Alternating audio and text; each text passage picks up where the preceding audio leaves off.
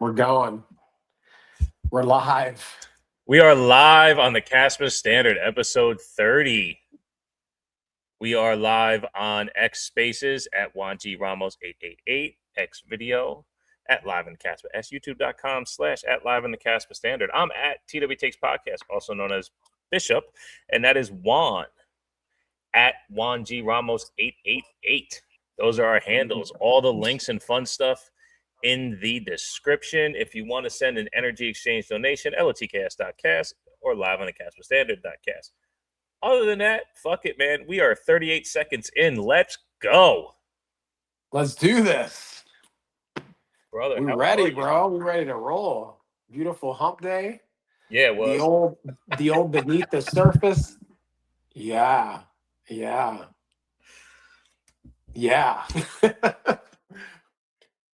The old beneath the surface night, bro. Happy to be here. How we feeling?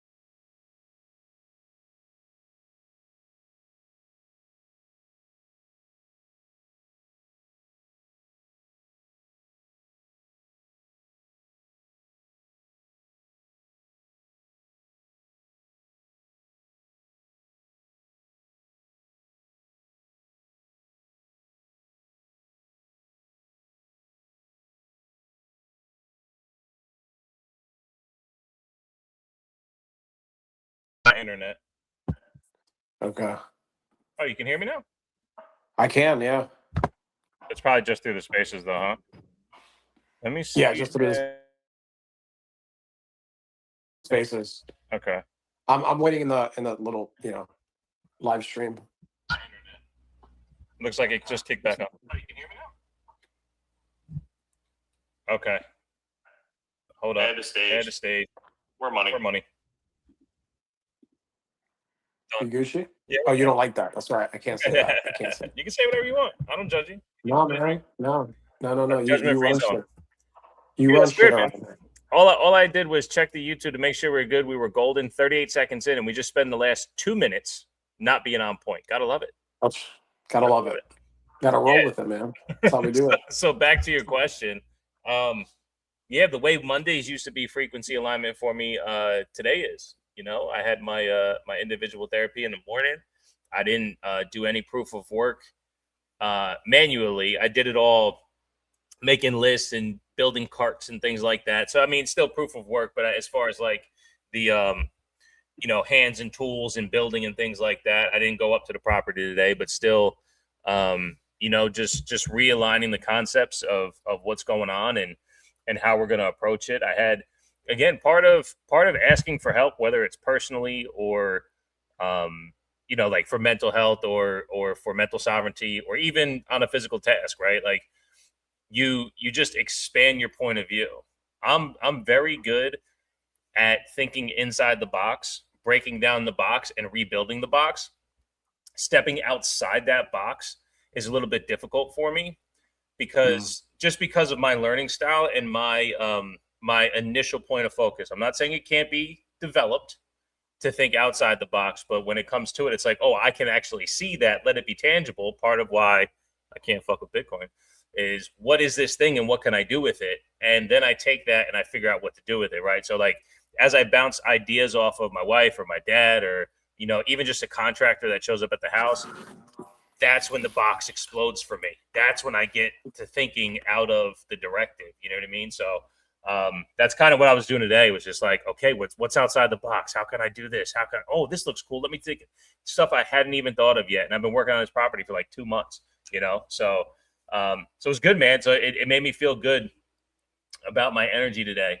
Had a minor conflict with my kid today, and we turned that around in 3 minutes. We worked right through it and got right back on task. So yeah, man, I feel good. Every valley today hit a peak like immediately. So cool, man. Nice. So cool. Yeah. It's beautiful when you can like work through stuff in real time, bro. A lot of people get stuck with things, Yeah. right? Yeah, yeah. I've talked about like being on a flow myself, but and I've stayed right there, man. This is the most that I've worked. I shared with you like the hours that I'm putting in. Um, a little burnout last week after because we did the show last week on Wednesday, right? Yep. Yeah, I woke up on Thursday and I'm like, all right, yeah, my body and my brain, my mind are all telling me, okay, you can't keep this up. I was going 7 to 7, having lots of conversations, um, selling all day long. And what I really realize is the protection of the energy. Because I'm talking to prospects and closing deals all day long, but protecting that energy is super important. And when the energy is protected the right way, then you can, I find myself like losing myself in these conversations, and then when they go really well and I provide a solution, and there's just synchronicities there, then it's like there's even more energy for the next conversation. So it's been fun, bro. I haven't played in this type of energy in quite some time as consistently as I have. And yeah, man, there's a lot that gets done. And then speaking on, like you said, the conflict with your son, like my brother had been avoiding me for the past week. He'd been avoiding me because he knew I was going to come with some intensity. Just we're going through some things, and I finally got a hold of him today. And I'm like, no, no, no, we're family. Like this isn't about you. The pattern's been him. Whenever shit like this comes up, he runs away, stays silent. I go chasing, and eventually he comes back around. But I talked about it on the show a couple, over the past few weeks, getting away for a couple weeks, right, where I'm just like, nah, nah, nah. Love is the answer. I'm going to operate from love. You got to give tough love sometimes too, right? So yeah, we had a really good conversation speaking to like working on it, right? Going through the little valleys and then bringing us back to the peaks. But yeah, man. So things are good. Things are definitely good, bro. We're going. We're rolling. Yeah, that's awesome. We're really in that money making vacation over here, bro. Like, it is. Woo! This feels nice. Been a couple of years, bro. Well, I tell you, man, I want to. There's something I wanted to bring up to you because there's a thing beside myself. There's a thing that prevents me from staying in money making vacation, and it's something Okay. that you yelled at me for. I mean, Me? Yelling? you texted Yeah. me, and I read it as you were yelling at me. Oh, Yeah, yeah. yeah. No, okay. So you Yeah. yelled at yourself from the text that I sent. Okay, gotcha. I'm, No, I'm no, with you. no. Keep I going. sent you a voice note that was 43 seconds long, and then you sent me a text that said hard, difficult, tough, all words that I just don't resonate with me anymore. And that's you yelling at me for allowing those words to steal my mental sovereignty. That's what you did. You yelled at me. That's how you heard it. I get you. I Yeah, feel what you're yeah. saying now. And Yeah. it's and I say that because Real. and I wanted to bring it up on here and phrase it that way because what just happened? We're good. Okay. I'm restarting my Maikai node. I saw 16-bit on here. He yelled at me for again. Everyone yells at me. He yelled at Yeah, me yeah. for That's what that's the pattern here. That's he the yelled at me pattern. for not having my Maikai node up. He said anyone who doesn't run a node is a dickhead or something like that. So they're all assholes. Some shit like Totally that. I don't yelled know. at. Yeah, Totally yelled yeah, at. totally yelled at. So I just said, yeah, I am the asshole. I don't give a fuck. And he goes, do it again. I was like, all right, I'll fucking do it again. So I'm doing it again. We'll see what happens in a little bit. But no, so these words, right? I had mentioned in the voice note that it's been kind of gloomy here. We had like 4 days of cloud cover with enough rain to prevent you from doing the next task. Specifically cutting the grass. I have an acre and a half I need to cut between two properties. And the longer it rains, the higher the grass gets. And it was weighing on me. And you're like, well, that's not hard or difficult or tough. It just can't happen right now. That's basically what you were saying. But I Yeah, yeah. wanted you to expound on the fact of not necessarily how do you get it in your own mental sovereignty to not allow those words come up, but what would you say is the practice or the identifier that can help someone who, even like me, when I use those words, like I do mostly when we're on here, I speak kind of flippantly, right? I might Mhm. be saying it without truly understanding the weight of the word or the intent of the word. But yeah, man, I just had, I had a little bit of a rough day today. And you're like, nah, man, we don't do rough days. And it's like, but as a passive saying, why not? You know what I mean? So I would like you to actually like educate myself and the audience of like Yeah, yeah. why We words can we like can that are out of your ethos, and how do Yeah, yeah, and it's we gotta bring some context to like because here's the thing, right? When you send something in a message, it can be like you're saying, you heard it as yelling, and one of the things about communicating, right, is specifically with how we do it nowadays. Now, you and I did come up in a time where it's like if you wanted to talk to the girl, you had to go up to her and like say something. I was always scared shitless, so I so didn't do that much. So and nowadays you can like swipe right, like meet somewhere, and there's just a lot in our communication that has changed obviously throughout the years, and specifically with how we interpret whatever it is that's trying to be said, right? Like you have a specific listening for when you hear things a certain way, and it's always coming from like whatever state you're in, right? right.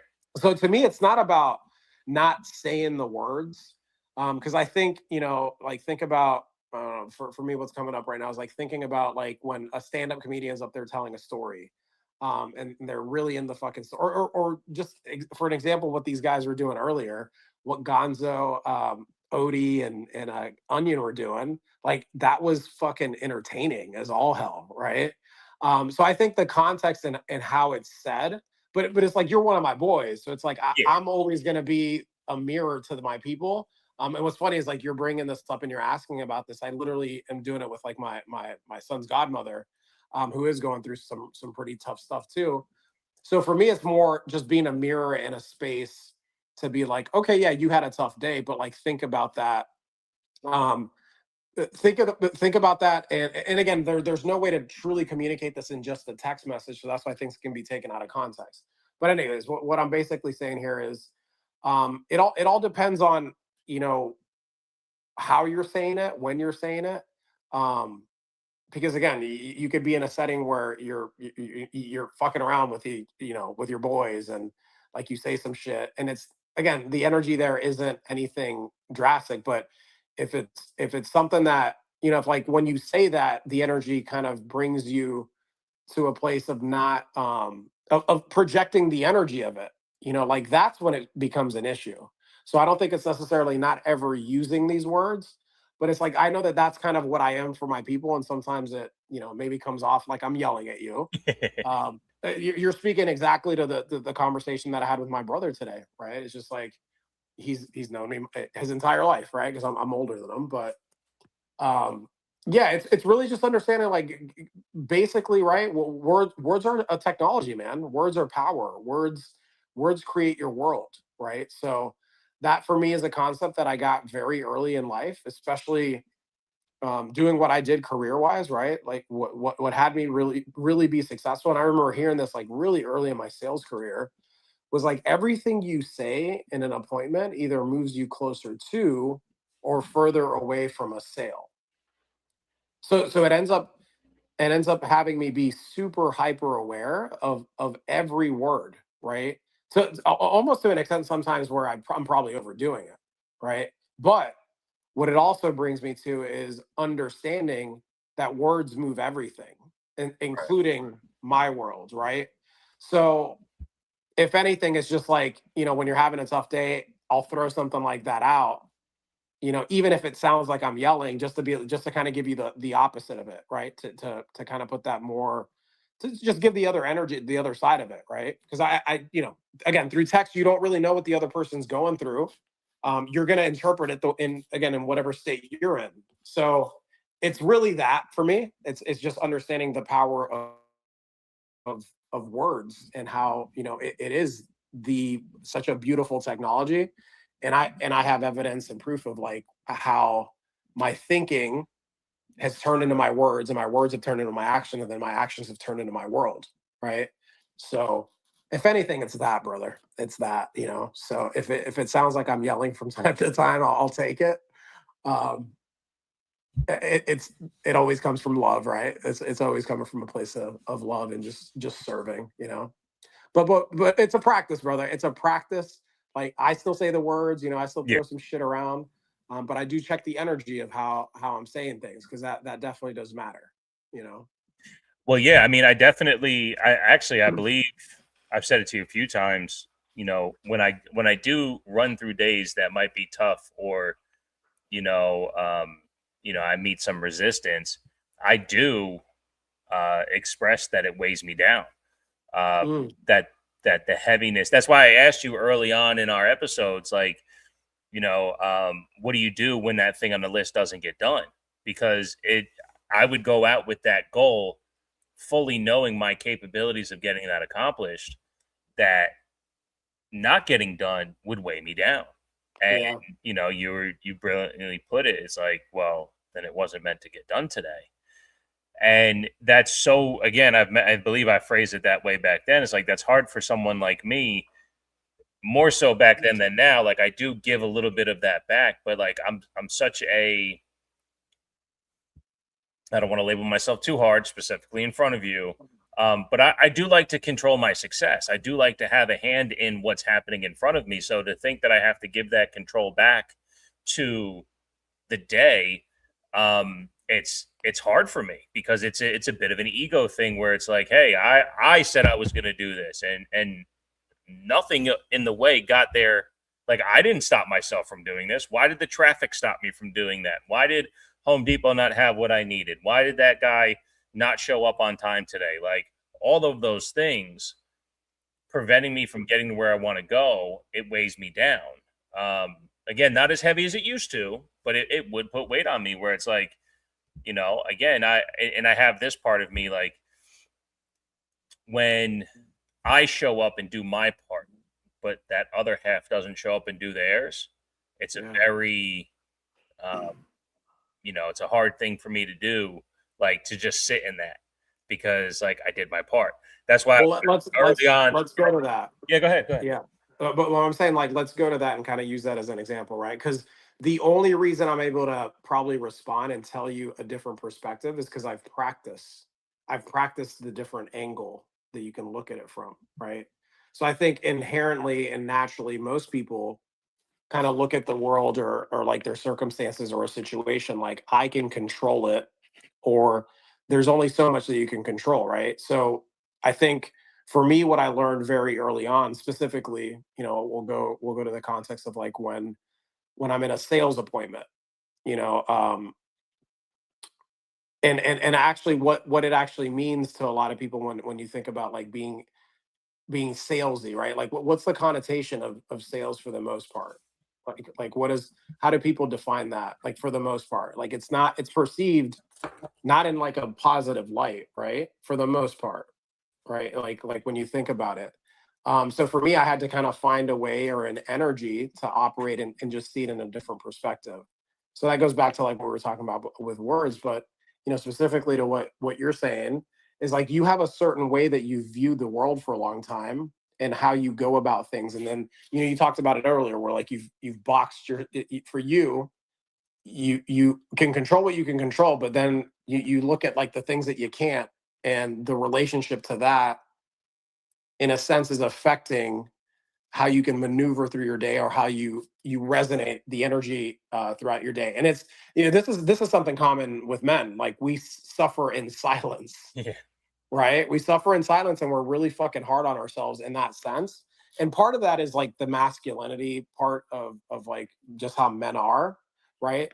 The other side of it is like we do have both. We have the masculine and the feminine with like that's just how we're all built. Yeah. So obviously your personality is going to determine like what comes out. And that's the beautiful thing. It's like, we don't fucking like I'm Juan and I'm the way I am and I have my combination and you're Matt Bishop and you're the way you are. So to me it's like if again as friends as like kindred spirits, like what can I shine a light on, like what can I mirror back to you, and it's just like being kinder to yourself because obviously a saying that I think I haven't said in a while, but my foster mom would always say this, because trust me, I was a very intense quarterback, athlete, what the, like that. And Lucy, for me throughout my life, a lot of what I always heard from her coaching me throughout my 20s was, how's that working out for you? So I would have to be given that prompt in order to be like, oh, what's the other perspective that I can have here? How can I look at this and have it serve me? So instead of it being a tough day, like what's a way that I can interpret it for me so that this actually serves me? And there's what's the lesson here? So like one of the things I remember learning early on in sales is like I've gone, 0 for whatever that day. And I would call those, instead of being like, hey, it's a tough day, I would be like, oh, it's a fucking character building day. Yeah. It's a character building day, you know? So again, I think the power of words, the technology of words, understanding that they have an energy and like some power and some resonance to it. And you can literally dictate how things are going to flow. And it's a practice, brother. It's a practice, and you got to kind of find your little groove with it. Um, Yeah, and, that's and check probably yourself, right? Yeah. yeah, that's probably the biggest part for me right now is because like even in look, there's the house that I'm working on for a pro would have been done in like 2 weeks, right? And I'm doing it in 2 months. And the idea is, and I don't put weight to that. What I do is I'm understanding exactly what you just said. The reps that I'm getting doing this is going to take me to a place where that 2 months turns into 1 month, where that 1 month turns into 3 weeks, and maybe at some point I am pro enough to get it done in two, right? And it's just harder with the mental things because again, for someone like me who needs to see the problem, to assess the Hmm. problem, to work on the problem, that's again someone who perceives objects that way because I am working on all those things. They're just not as familiar because I'm not always facing them. So I do have to start facing them in order to tackle them. And that's where the hiccup is, you know, with exactly what you're saying. Like, dude, I completely agree. Like I'm fully on board with that because that's the space I'm living in right now is I need to get myself where I can really give myself a fucking break, and allow to be what is. And it's just hard. It's just hard to do it because again, I can't see it. But man, I work on it every day. I work on it every time it comes up. And it's actually one thing my therapist told me. I went through a whole situation and everything. And she goes, well, and how long ago, how about 6 months ago? How would you handle that? Oh, completely different. Would have ruined me for a week. She goes, then yeah, congratulations, you fucking did Exactly. it. I And I'm love like, that. Yeah, yeah. I'm Like like, yeah, yeah, I guess I I see did. progress. Yeah. Yeah, you know what's So I have funny to give about that too myself is credit like, for that. yeah, yeah, because you know what's interesting about that is like think about that, right? Like think of where you were, but it's almost, and that to me is a practice that you have to practice consistently. And what I'm getting at here is it's almost like we never truly fucking just appreciate right here, right now. So that goes back to like, are you in presence? Are you understanding that like when was the best time of anything? It's like it's only in the present when you can really truly, like, you can start. And that is one of the, again, to go back to, I'm just really setting, like, now I'm thinking of the word hard. I just know the power behind when I give that when I say that word and I use it as if it's like that's what it is, you know going back to like you called me out on it in terms of like, oh, like grinding. I don't like that word.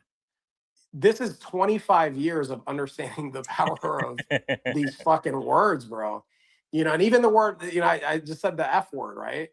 The way I use that, there's it just gives some umph, like, to a feeling, right? So again, it's just for you. You got to find your rhythm, your cadence with these words. And to me, it's like the more and more you can use the technology of the words that we have to really build the things that you want to build in your life. It's a beautiful thing when you can when you fucking realize that shit. And I got that little, call it a secret, call it whatever the hell you want to call it. I realized like, oh shit, when I say something and I'm like intentional and like I go down that path. You've known me for 10 months now, bro. The same. I'm the same dude. The same dude, evolved, expanded. That I was over there in Miami. Um, and like I know that I create my world with my words. I know that. Like no one can tell me different because I've done it over and over and over again. And that shit works both ways. Because I can see where it stopped me, over the last couple of years too. I know my ass could have gotten to work a lot sooner, but hey, I'm also not going to sit here and beat myself up and be like I should have, I could have, I would have. Right. No, I'm always right where I'm supposed to be. So I've practiced enough to know that nothing good comes from dwelling and sitting in shit that I can't change. So the best opportunity is always right here, right now in front of me. And the more and more, you're not going to be perfect with it, but the more and more you recognize, like, oh shit, man, the fucking bishop from damn, yeah, you're not fucking down for 2 weeks like you were before. Now it's like, maybe 2 days or maybe 2 hours, and eventually it's going to be fucking 2 seconds, and then 2 milliseconds, and then before you know it, you're not even. It doesn't even. That's the practice, bro. That's the crazy part with you, man. Like, and that's why it was very easy to catch what you were going through after your vacation, because I had recognized in you, like, because I've seen. I mean, look, I've seen many people throughout my life, and I've never met anyone quite like you who talks and operates the way you do, but it's purely authentic. I've seen people do what you do, and you can just smell the fucking bullshit on them. You can just go, oh, they don't believe in that. They don't actually buy into what they're saying. Like I can feel the energy radiating off of you when you speak the way you speak, and we're not even in the same room, you know.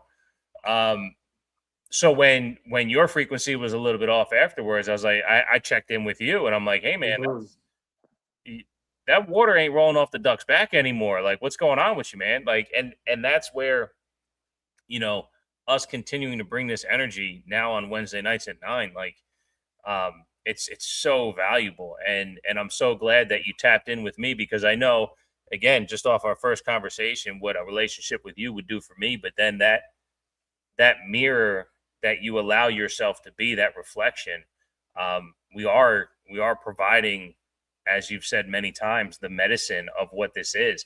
Being able to have these conversations. How many, as you said, men are vulnerable enough to ask these questions? Yeah. Willing to have this conversation. And also, honestly, no matter what we say when we say this, we don't sound like a bitch about it either. Like we're literally just, I'm asking you the same question about mental health and sovereignty the same way I would ask you what you do today. Yeah, and it needs to get to not. It's gonna get there. It's gonna get to a place where it's like, because enough people are fed up with fucking like being told the shit that they're being told, right? And I mean, again, going back to how's it working out for you? How's it working? I mean, the truth is 15, 20 years ago, I think, I don't know if I shared it here on the show, but like I haven't done yoga consistently over the past because I've been working, but we'll get back to it.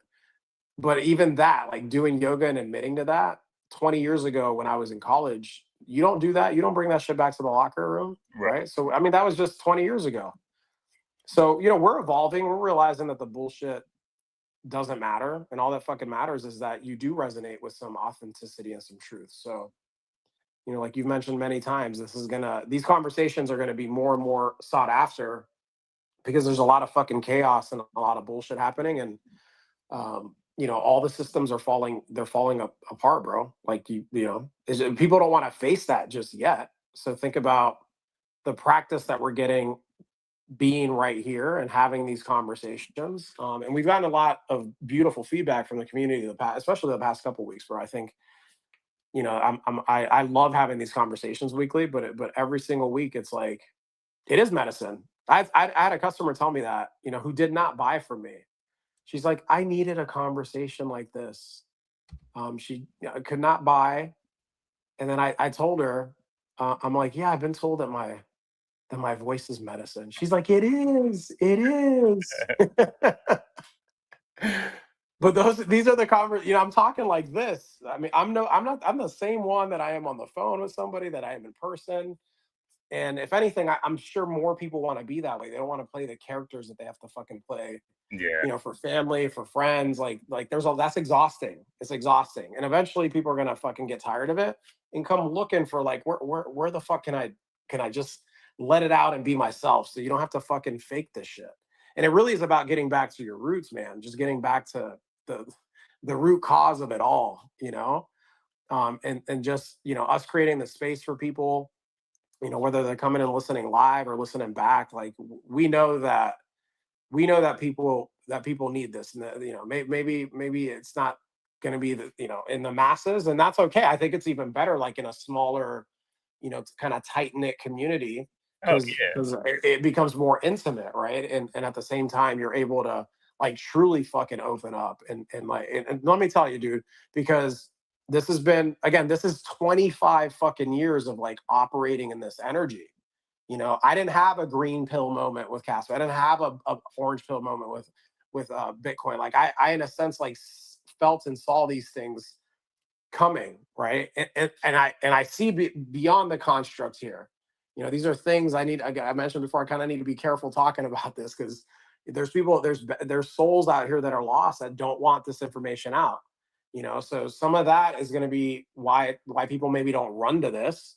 They run to the shit shows, to the chaos, and that's just where people typically go. But eventually, they're going to come back to their truth and want to get there. And when they do, like you said, you've said that several times on the show. We'll be here, man. We're going to be here for that. So this isn't about a number go up thing for us. Just about a Caspa thing or just about a Bitcoin thing. This is about we're here for a calling. And I think we haven't necessarily like said that or agreed that that's what it is, but I'm going where I'm called. I'm not in charge anymore. That's how I see things. I'm not in charge, so that's why I can kind of reflect these things back to you. And it's like, okay, yeah, if you didn't fucking do that today, it's because, dude, you weren't supposed to. You know. So for me, it's just like riding this wave, the ups and downs, and knowing, hey, I'm always right where I'm supposed to be. Um, it's just a beautiful fucking thing, bro. But it takes a lot of practice, takes patience, takes loving on yourself, having some grace. All the shit that dudes are gonna start saying, talking about. We're seeing more and more of this shit, right? Like we're sports guys. You notice like there's a lot more conversation of these guys talking about mental health. I think that's where it starts, like mental health. But I've even seen some podcasts like with some of these OGs, like the Miami Heat guys. There's Udonis Haslam and Mike Miller. Like these guys are running some podcasts. These athletes, and they're talking more about this stuff, right? So it's coming, bro. It's coming, and it'll only be a matter of time before more people like, hey, cool. And then when they want to hear some craziness and some fucking hilarious stuff, they'll go to Odie's and Gonzo's and Onion Spaces, like from earlier today. Like I was in tears. And Odie's in here. Like I was in tears listening to that, bro. Like I was like, this is so good. Especially I don't think I got to hear the whole thing, but the part where they put that, Odie was breaking down all this shit and like talking about Sailor and all that. Oh my God, that was so good. That was so good. So I hope they keep doing that. Oh yeah, no, it was great, and it's needed because it's. At first, I wasn't sure what they were going to do, right? Because it's three personalities that we've kind of interacted with in three different ways, and we've kind of seen the pieces of all of them. But the satirical take on the crypto community with the light and fun that the Kaspa community likes to have, where as much as there was a little bit of fucking around with Michael Saylor and the Bitcoin stuff, it still stayed with like the idea that, and I don't want to put this on it, and Odie can come up in a little bit and kind of give his perspective, but for me, what it felt like is, why are we taking ourselves seriously? Why are people dying on any fucking sword? The fact that they said you're gonna get a prize of 300 Kaspa because it's gonna be worth $1 million one day was killing me. It was killing me because the only reason why, and I'll tell this to his face, the only reason why I didn't enter a trivia contest is because it's not going to be worth $1 billion one day, and that's bullshit. We're going number go up. We're going number go up. 300 Kas better be $1 billion. If not, it's not worth the prize over here. But It's no, so seriously, good, like bro. it was beautiful to see that uh, a community that we already know not take themselves so seriously, because it is about proof of real work, proof of work. We need to do the Oh yeah. numbers can't go up without proof of work, not in the crypto way, but in the real life way. And you got to put that in. And when it comes to these conversations, they're all fucking stupid. Like I used to think wrestling. Like, look, this is your OG blockchain banter night, but also I used to do my buddy show Wrestling on the Rocks 9 o'clock on Wednesday nights. We did it for a Oh couple yeah. years. Okay. Yeah, and so like this is a very familiar spot for both of us. And what I used to say all the time is, Look at we are just idiots with laptops and microphones, right? Like anyone can do this. Literally anyone can do this. And these three guys just had a brilliant performance that they just did for the first time they that. worked Yes. together. It was fucking awesome. You know, It was brilliant. yeah, I'm not So disparaging good. anyone, but I'm just saying it's that easy to get out there and be yourself as best you can be, to just enjoy the energy that it sits in. That's why we do this way, is we frequency align to get right here to have these conversations, because we know that noun to an idea live on the Kaspa standard, because this is how it exists. It'd be really cool one day to see if we have to change the name. What does that look like? Right? What does that look like? I know what's not going to change is the way me and you talk, interact, and operate. It's just not going to change, because that's Right. what it's about. And that's what life is about. You know, if I mentioned it last week, we find these ways to divide us. But if both of us have a child right now and we drop them off in the middle of India or in China or in Korea or in fucking, I don't know, out in Sweden, like let's say we have triplets and we send them out into 3 different places, they're going to grow up with the culture and the knowledge and the linguistics of those areas. The ego we have with what we look like and sound like and who our parents are is fucking crazy. Yeah, dude. No. Like, No, this is it's something to take it, pride in, there's but no division, bro. Like we're there's no so, division between yeah, we're all fucking we all want the same things, man. And you know, I've talked about this the last couple weeks specifically, but like it's all fucking love, man. And we don't need to take ourselves serious. And we can have the satire, and there's the personalities for that. Like I love Onion. You know, we go back and forth in DMs all the time, and you know, I know he's a lot younger, but I'm like, dude, get it all out. Do whatever you got to do, and then you know you can kind of get the perspective of Shaman Juan from time to time. But like, I get a kick out of all that shit because you know what? It's rooted in truth. Like yes, these guys, they're not afraid to fucking speak truth. And when you're resonating in authenticity and truth, like what the fuck do you need to hold back for? Tell the truth. Tell the fucking truth, right? If it hurts somebody's feelings, it's because they can't accept it. They can't accept the truth, man. So, well, when people start being like, "Oh, well, you shouldn't do that, and you shouldn't say this," and "Oh, then like, what's that about? What are you hiding, bro? This whole the whole campaign of blocking us. You know, I was thinking about that the other day. I'm like, oh, because I was talking to somebody that like found me on X, somebody that you know kind of in a business, but they're like, oh, I saw you on there, and he showed his dad my, and as he was talking to me, he showed his dad my profile, and as he was talking to me, I'm like, dude, hold on, your dad Bitcoin conferences, okay, I know what he called me, and he's like, he looked at me, I'm like, I'm a shitcoiner, right? He's like, oh, how did you know that? I'm like, because I could fucking tell. Like he didn't even have to open his mouth. I could just tell where he was going. So that whole vibe, that whole frequency, it's gonna fucking fade away because it's not rooted in fucking truth. It's rooted in echo chamber. Let's fucking only say this. Let's only do this. There can only be one. It's only us. Like all that bullshit. I mean, that's not, to me, it's not even just like a Bitcoin thing. It's like in life, that doesn't fucking resonate or work. Like, why have I been able to be as successful as I am in business? Because, bro, I don't need to lie about anything. Like, right. I'm rooted in fucking truth. And when you do that and you provide value to people, they shower you with everything that you need and more. You know, so that's why I fuck with cast with people, bro, because we're here rooted in truth, and we can fucking have a. I love that show. I already wrote on there. It's my favorite show. It's better than this one by far. It's different, but Different. I can't wait till next week. So you guys better be around. It is different. It is. But that was fucking hilarious, dude. I mean, I was already having a good time during the day. I'm vibing in a beautiful energy throughout the day. And I'm like, really? These boys went there with it? It was so well done, man. It was so well done. Yeah, I had to do some running around, so I missed the beginning of it. I was like, man, I hope they stay on. Yeah, I didn't catch the whole thing either. Yeah. I didn't catch the whole thing either, but I was probably on there for like 15, 20 minutes, like listening, and I was I was dying. I was cracking up. I was like right in there when he played the whole Onion song. Oh, and the VJ thing. VJ thing, come on. Dude, I lost it. I lost it. I'm like, that was so good. That was good. Meditation, so fucking hysterical. That was so good. So good. Yeah. No, that's what a combo, bro. Yeah, it's great. It's great. Yeah. So they said they'll be back on Thursdays. So sweet. Nice. They give us our day back. You know what I mean? Appreciate that, bro. Appreciate not taking all the shine, man. I ain't mad at them though. I ain't mad. No, hell nah. Hell nah. It's awesome. Keep it going.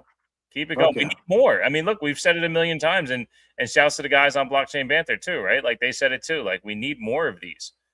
As many that can exist needs to exist. Like we need to, you know, we need to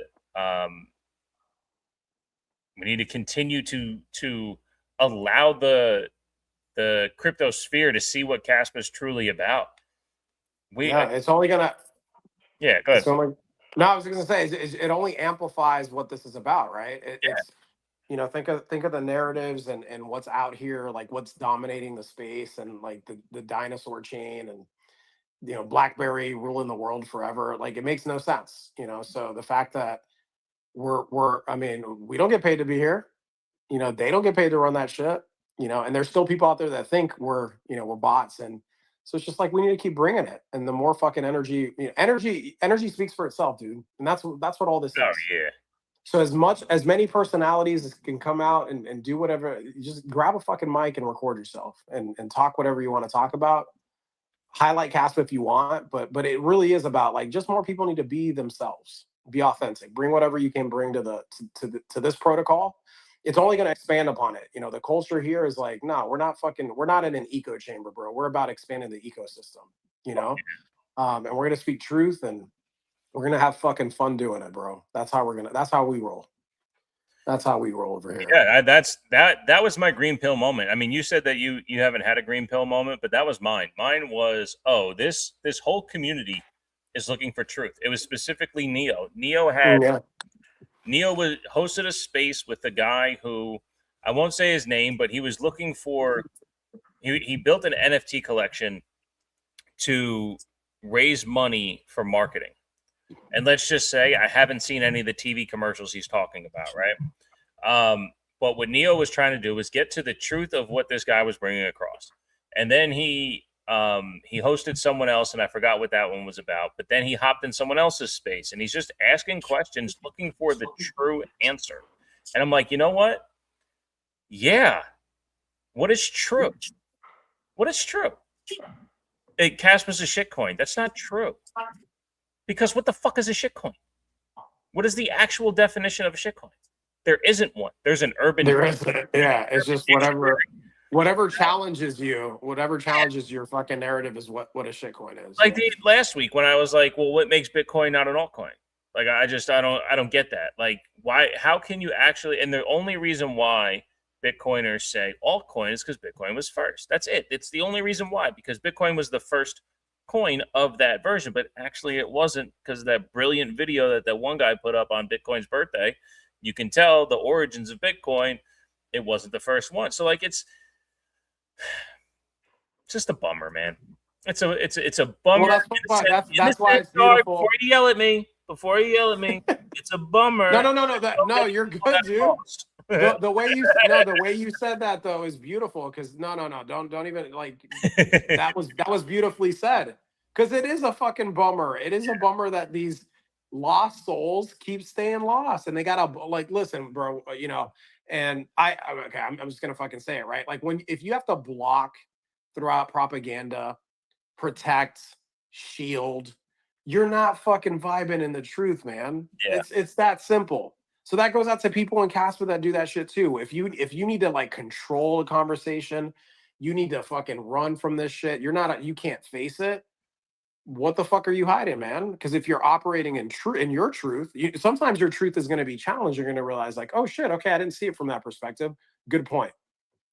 So if you're willing to always go there and not fucking be afraid of your truth being challenged, what the fuck do you have to hide? Be yourself. Like we're 8 billion souls on this planet. We all have different personalities. Yeah, we're connected, but I bring something different to the table. You bring something different to the table. Obviously, we got Odie over here, 16-bit. You know, all our people, like we're all different. We're all fucking unique souls, like having this beautiful human experience. We're not supposed to be all the same. We're supposed to bring our gifts to this shit. Yeah, 1,000%. Right. You know, and I talked about it last week. These technologies, they're here to free us, bro. Like that's what all this shit is here for, right? So we talk about it based in sovereignty, and we're just bringing some education around this shit. But it's like this is the freest I've ever been working, and I've been free for a long time working, bro. Mm-hmm. But it's like, you know, so I was talking to like one of the top producers you know, I was just like, it's pretty cool how I've landed here and fucking exploded pretty quickly. And they're like, yeah, you have a lot of sales experience. I'm like, yeah, and this shit kind of just, you know, manifested. I didn't go looking for this stuff. I was just like, all right, I got to go on this money making vacation. Like, let's see what pops up. And a bunch of things kind of align themselves, and here I am, bro. Here I am, very, very aligned to the journey, and it's been a beautiful thing, man. So I gotta start buying up more Kaspa again. I tell you, yeah, I gotta finish this house so I can get my influx of cash so I can backfill my $10 buys because it's getting close. It's getting close. It's getting close. It's getting close. Yeah, definitely. I might just pause it for a couple months. I mean, there's no harm, no foul. I don't need 1 million Kaspa. I don't. Well, I was about. Kaspa.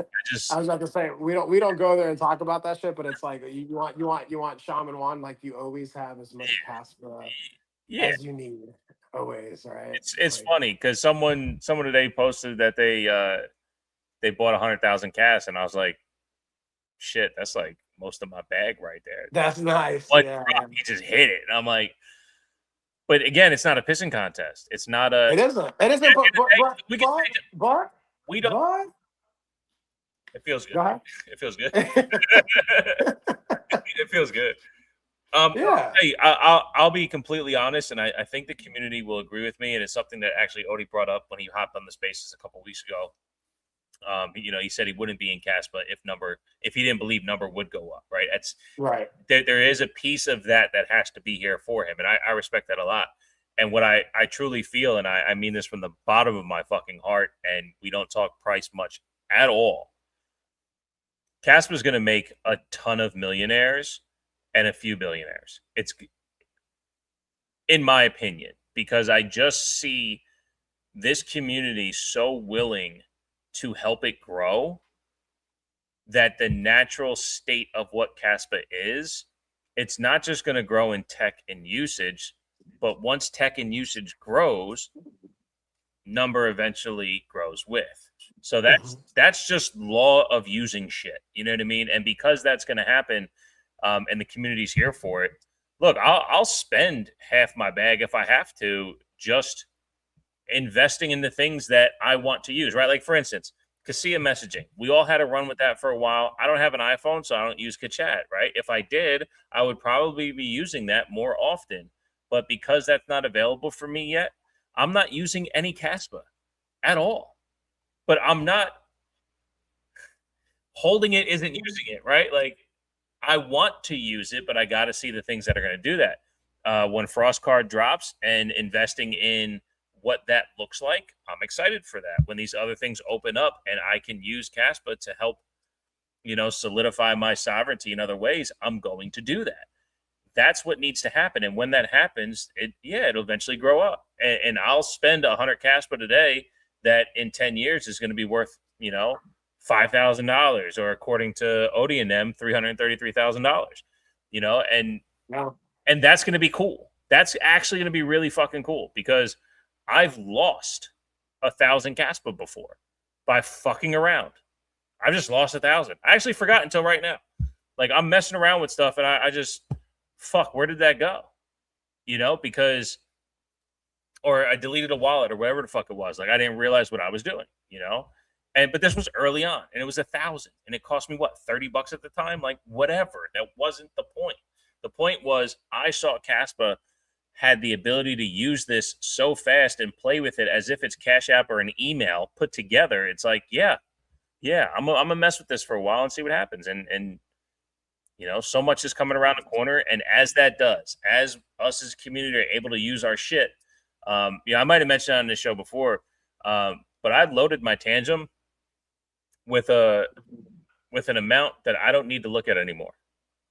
That's just going to go over there. Right now, everything else is staying in my Kraken and my other playable apps.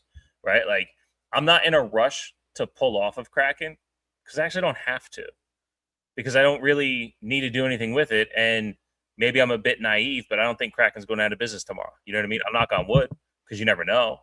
But as far as what we're doing, I feel safe and sovereign enough with what's sitting in there because it's not that much compared to what's in my Tangem. So now that I feel good about what's over there, I don't even look at it. And now I'm waiting for the next thing. So when I pull out of Kraken, what am I doing with it? Whether it's sitting there or in a different wallet, I'm doing the same thing with it. Now, when it comes to the intangibles like sovereignty and things like that, yeah, there's an aspect of pulling it off the exchange that makes sense. It also adds to the cyclical nature of Kaspa. If I pull 1,000 out of Kraken, Kraken wants to put that 1,000 back in. They go back out on the free market and try to buy back that 1,000 Kaspa. So, you know, in that context, one hand does wash the other, but I'm just not in a rush, man. I'm just not in a rush. I know how early we are, and I feel okay with that. And you know, it's kind of where I'm at with all of it at the moment.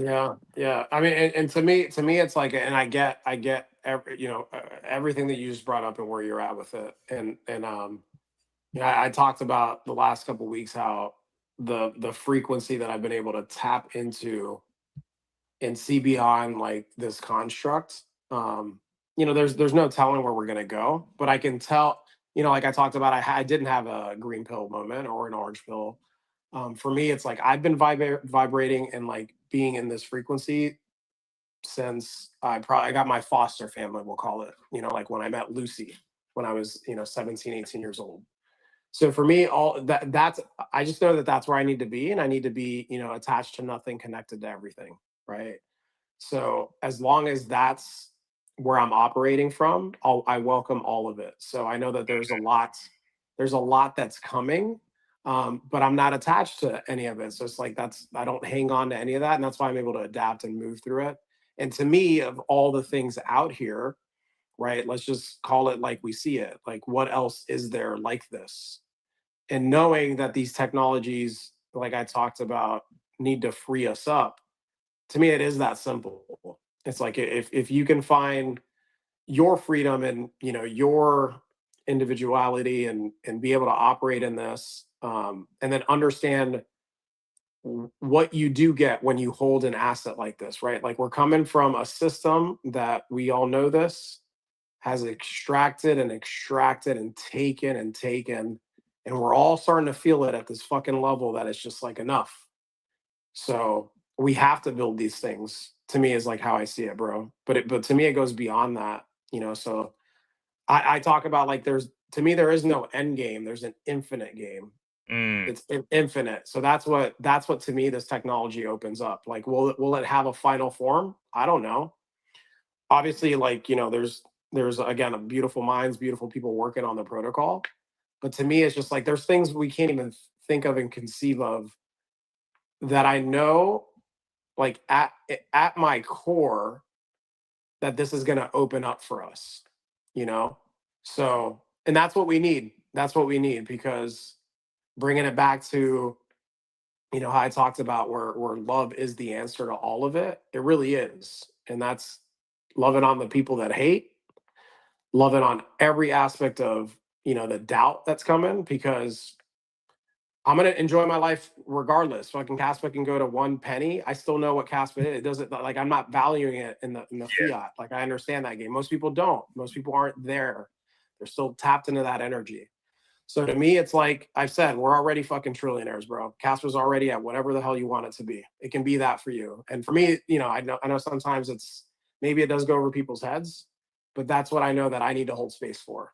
I need to hold space for all the people that don't see that yet, and maybe won't see it in this lifetime. I don't know, but at the end of the day, it's like, I've had a shit ton of money in the account, and I've had fucking pennies in the account. I'm still the same fucking guy, bro. It doesn't matter to me, So that's what's beautiful about being here, bro. That's what's beautiful about this protocol. That's the potential, right? Bringing all sides, all facets of life into this, bro. So, hell yeah. No, that's great. That's absolutely great. Hey, we're 55 minutes in. What do you think? 55? Open it Yeah, up. man. Yeah, if you guys want to come up and chop it up with us, let me know. Yeah, come join episode 30 of Live on the Kaspa Standard. We are live on YouTube, youtube.com/@liveonthekaspastandard, xSpaces @Juan G Ramos 888, X video @liveonthekaspas. I did speak about Kraken. There's a link in our description. I'm not sure what their promo is right now, but it's always an up to amount. So if it's like up to $100 for the two of us, whatever they give you, they give me. They put it into Bitcoin. I transfer that Bitcoin into Kaspa, put it in a joint wallet for me and Juan, and we're good to go. You can also head over to castmap.org, use promo code Juan or Bishop to join premium there. And energy exchange donations, LOTKS.kas, and liveonthekaspastandard.kas. Other than that, let's do the cool view where we do that. Look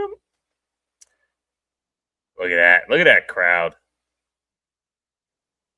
I saw Alex put his face up there now. Oh yeah, that's our there. There we go. Yeah. Alex out there doing work. Alex is the man. Good dude. They all. We got Odie up here. Uh-oh. We got Odie.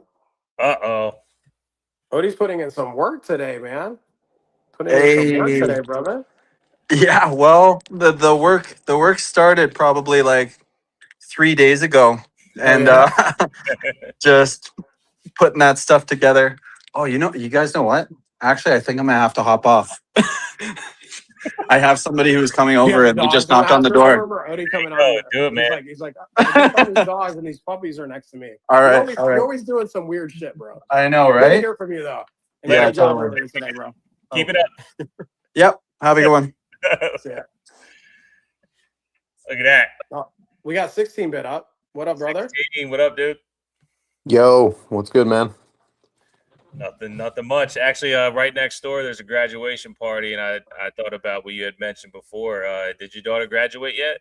Is that? Yeah, man. Ceremony was yesterday. It was a beautiful thing, man. Congratulations. I appreciate that. Yeah, you got it, dude. How you feeling? 16-bit seems so young. Where you have a grown ass daughter. Wow. I just picture like everybody in Kaspa, like I'm in I think we're about the same age, right? 16-bit.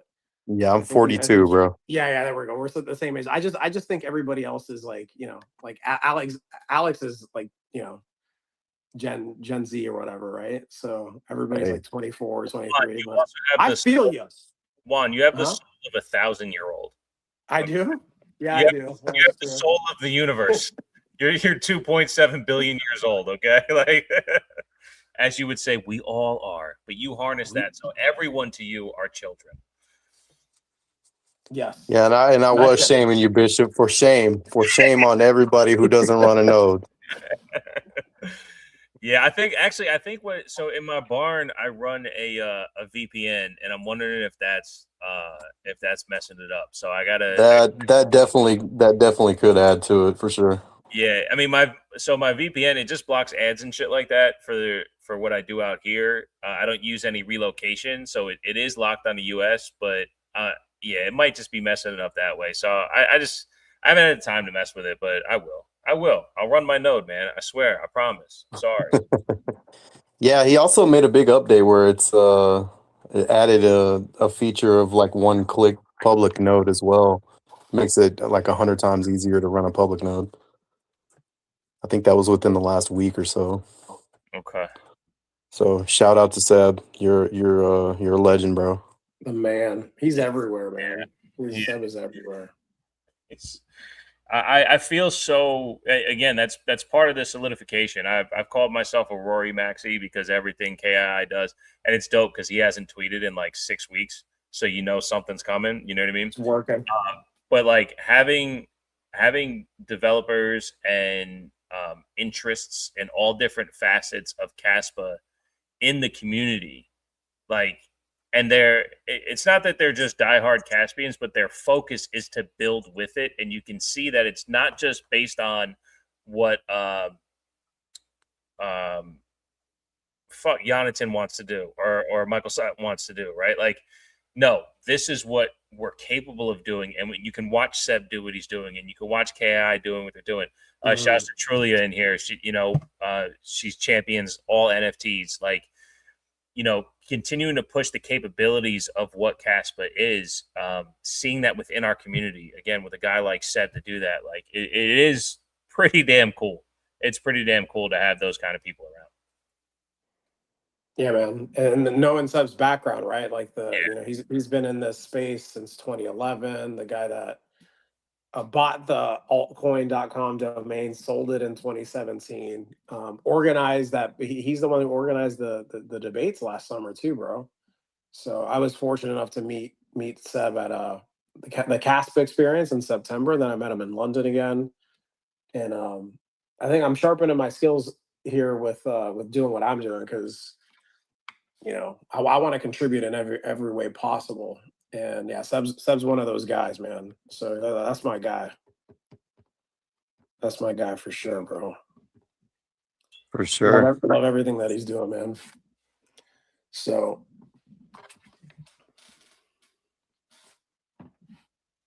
yeah, and I was in the middle of listening to the Onion and Odie I guess yeah, live. you got that? Yeah, I caught like the first 10 minutes of it, and then you guys went live, so I figured I'd listen to the live, and then once we're done here, Okay. I'd You're go back gonna and love listen that to it. shit, I was at work while it was going on, so I didn't get to catch it live. Yeah, I was in between appointments myself, and like it was, oh my god, I was in tears, man. Like that was so good. It was so good. You're gonna love it. The Ogo Pogo, they're calling it the Ogo Pogo. Onion, Gonzo, and Odie. Yeah. If Odie does pop in again, who's the first O? That's what I want to know. Who's the first O? Is it Onion or is it Odie? I imagine it's Odie, and I think that's just because Odie's a dog and can piss on things. Maybe that's the case. Onions stink, and Gonzo's a muppet. Was that a Garfield reference? Yeah, man. Yeah, man. I don't know what I've never. I don't. If Odie's his real name, it doesn't have to be. I'm just curious. Like I've never heard Odie in any other circumstance. I think he's told us his real name. It's close to Odie. Okay. Dope. He might have just shared it with me, so I'm not gonna say it right now, just in case he hasn't shared it. So I'll protect his. Because is that even him in his profile? Yeah, I know. I know a lot of you like to say. Is he vaping in his profile? That's what it looks like. He's like vaping. Is that what he's doing? I don't know. Let's see if I can bring it up on screen. Oh no, he's just touching. Did you ever see that video of him? Like he put it out there, so I guess we can talk about it. But he was like he defended somebody at a bar or some shit, and then like he put like Bitcoin, a Bitcoin meme on top of the guy that he was like beating up, and he was Kaspa. Like the dude was being disrespectful or some shit. It was it's from a while back. Odie puts out some good videos, man. Yeah. I'm arguing with the Bitcoin Maxi right now, and it's driving me crazy. Oh, invite him in. Have the conversation here. Yeah, bring him on. Let's go. Let's have him vibrate in this frequency. Let's see if he can answer some questions. That night that Bitcoiner got on the blockchain banter and just completely lost the plot on Beneath the Surface. Remember that night? Can you actually invite people to the? I don't know, man. I'm like social media retarded, so forgive me. But how the hell do you invite us? Yeah, I boycotted social media the most of my life, and I'm actually only on X for Kaspa. So nice. Yeah, same here. No, I mean, I guess I did have like Instagram and all that, but I got off of that. Like the only social I have is this as well. Let's see. Let's see what we got here. See your replies. Oh, is it the OP return guy? Yes, that guy. 10,000 Kaspa transactions use the same amount of network bandwidth as 5 Bitcoin transactions. How does that work? Because we're dope. He's going back and forth between what the adoption is versus what the actual technological throughput is, and he's flip flopping back and forth. It's like, I'm not arguing adoption. We know we need adoption. We know we need more people, but the technology is there. I offered to send him some Kaspa if he downloaded a wallet so he could experience it, but it's yet to happen. Yeah, man, it's people operating. We know this. People operating in their echo chamber. So if you're set in your ways, it's hard for you to see anything. Yeah, I try to, I guess, how you constantly say, meet them where they're at. And I'm trying to tell them, like, dude, I was a maxi myself. If it weren't for Kaspa, I would probably still be a Bitcoin maxi. I'm averse to altcoins myself. So I try to appeal to them on that level and say, hey, man, I'm very similar to you. You just need to make that extra leap. But, it's very hard to show some of them the right way. Yeah, because I think when you go there, that's really all you can do 16-bit. I mean, it's like people, the saying, right? You can lead a horse to water, but you can't make him drink. It's just what it's gonna be, And Bishop has said this, like, the shit has to fail for them. Either like how did we all come here? We came here because I question everything. Like, I will continue to question Kaspa till the end, and until when it doesn't answer the questions, then I'm gonna fucking go to the next thing. And I'm not saying it's gonna be like another crypto, because that's not even where I resonate or what I'm talking about. It's just, what is it? How does it work? Most people just, you're comfortable, then they're gonna stay there. So that's where all these guys are. And to me, it was when I actually met Jeff Booth, I met Robert Breedlove. I've asked these guys, have you looked in the Kaspa? And then I get blocked by Breedlove. Booth doesn't respond to me anymore. I'm like, confirmation, I'm in the right place. Like, when these people are protecting their echo chamber, and you're, a lot of them just protecting their names out here. I have nothing to hide, man. So it's like, and I'm not, for me, it's just, I fucking want the truth. Like, don't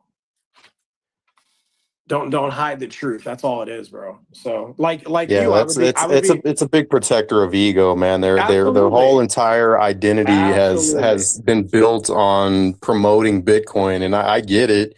It's hard to look yourself in the mirror and say, man, I've been a dumbass this whole time, which well, and here's it takes a big person to do that, Yeah, but I don't even think it's them being a dumbass. It's like, you have to me, it's like, I gauge their personalities, and then obviously the work that they've done and what they put into it, and then thinking about like the things that they've said, right? So most of these maxis aren't going to double back on anything, because they've said things with so much certainty. And like, even think about the way kind of Bishop and I talk about Kaspa here. It's like, we talk about their nouns to ideas. So there isn't this attachment. So I think when you attach yourself to something and you speak in like indefinites and like, this is what it is, then you're naturally gonna have to fucking like have your ego rocked in order for you to look elsewhere. And that's what happens with all these people that are just stuck on their shit. It's safe there. It's safe there because you're invested. You think you know everything, but if you're somebody who's willing to expand and always question yourself, then you're gonna, you're gonna find. I think that's what it takes, is the constantly questioning yourself. Like you said, putting your ego aside and start, asking yourself, am I really right, or am I just lying to myself? Because I think I got lucky in that respect, that I found Bitcoin very early on, even though I didn't invest or didn't take part. I learned about it. So I remember consuming all of the Bitcoin narrative and the Bitcoin media in the early 2010s. So I got a lot of the libertarian aspect of it. Mm.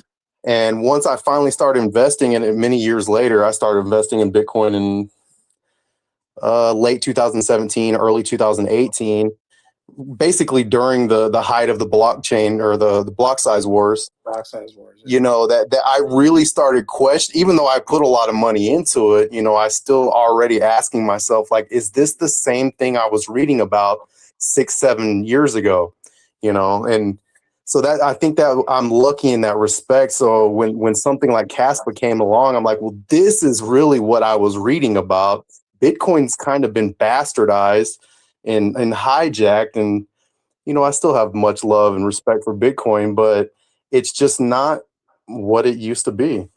It isn't. You know, the narrative shifted. We understand deeper. Something came and evolved it. You know, so it's just, you know, I'm like you, bro. I mean, my first Bitcoin given to me in 2016. That's when I 2016, 2017. It was actually Litecoin, and then eventually some Bitcoin. And I just had it sitting there, bro. And I've made a lot of fiat. I've shared, like, ran a business, fucking made a shit ton of money.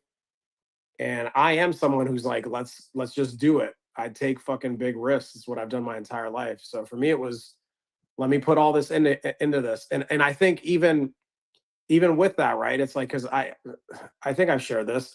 I went big the last time Bitcoin went way up in 2021 when it was like at the highs. I bought a shit ton of it, and then it's like, oh fuck, I didn't see it come back until 2024.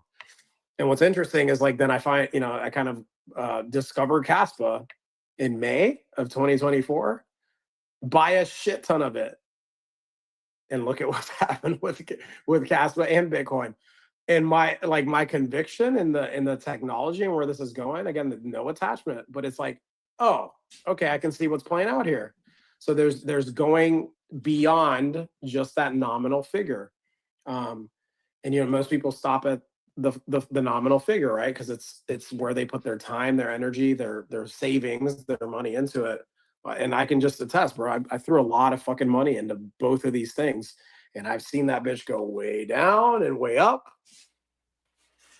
So it takes people going on their own damn journey to really figure this shit out, to see if it's something they want to really take a look at. And I do think this is just exposing fucking major cracks in how we get information, like how things are evolving. AI to me is a part of this. Just everything that's being thrown at us is a part of this. Like, people feel like shit is off. So being that we're having these conversations and we're willing to fucking be authentic about it, be like, I can be like, yeah, bro, $250,000, $500,000, like, down the fucking, like, it's gone. But I know how to make it. So it's not that big of a deal to me. To others, it would be, so there has to be some humility here, man. There just has to be humility with people's processes. And, I just think you eventually have to come to your own senses with it, and, like, really realize, like, what this technology is trying to do. So to me, it goes beyond just the nominal figure and the money. It's like, it's really trying to free us up, and fucking have us escape the system that's falling apart. That's how I got here, was actually through the monetary side of it. I was trying to invest soundly, right? I was like, okay, this new way of investing definitely feels right. And I did the tiniest bit of research. I was like, okay, cool. I get this. But again, as I've mentioned before, like, my learning style needs to be tactile. So I invested in Bitcoin, and we'll just say, for round numbers, this is kind of what I remember. Let's say I gave $100 into Bitcoin. By the time I was done tactically using it, there was like $65 left. And I'm like, wait, I can't move this thing around and see how to use it without losing almost all of it. I don't know what I'm doing here. And then I go to look into it and see what I'm doing and move around. And I find Ethereum. And at the time, I think it was in like 18, 19, maybe 20. The gas fees were so fucking high on Ethereum.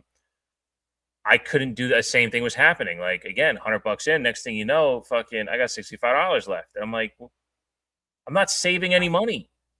Like, there is no sound saving here. So again, I was also my own. Man, I've lost so much money in gas fees on Ethereum. Yeah. I know exactly what you're saying. And then I'm trying to figure it out. Like, how is this pay to play situation, right? There's a cost for everything. If you want to buy a car and you use it, you're losing in gas fees, right? So like you buy the thing, it costs you 10, you buy a car for 10,000, 5 years later it's worth 5,000. Like Yeah, wow. you lose by using, that's okay. It's okay to lose by use. But I'm trying to figure this out. And if I can't afford to figure it out, then I guess crypto's not meant for me. I made a couple things on Dogecoin. I jumped back into Bitcoin. And again, I try to move Bitcoin from one thing to the next. And I'm like, where the fuck is all my money going?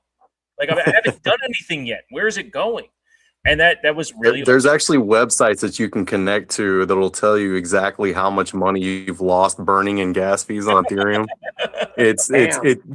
I don't recommend doing it because you'll cry. At least if you're anything like me, I spent a lot of money on DeFi in 2021, 22, 23 ish.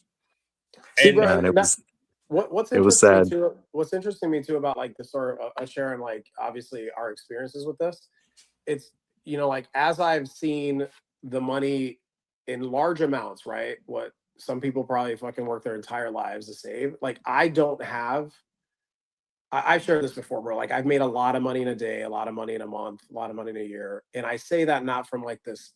You guys know this because you know me, like not from like an arrogant place, but it's like, okay, cool. I'm the person that's supposed to kind of test this and fucking have this resonate and see how it makes me feel. And to me, it's just okay. It even speaks more to like money being this energy that we truly don't really understand, and people not understanding that we're in this fucking structure of how we operate with one another and how we have to use money to transact our fucking human energy, right? So to me, it's just we're still kind of scratching the surface in terms of really understanding what this fucking technology really is.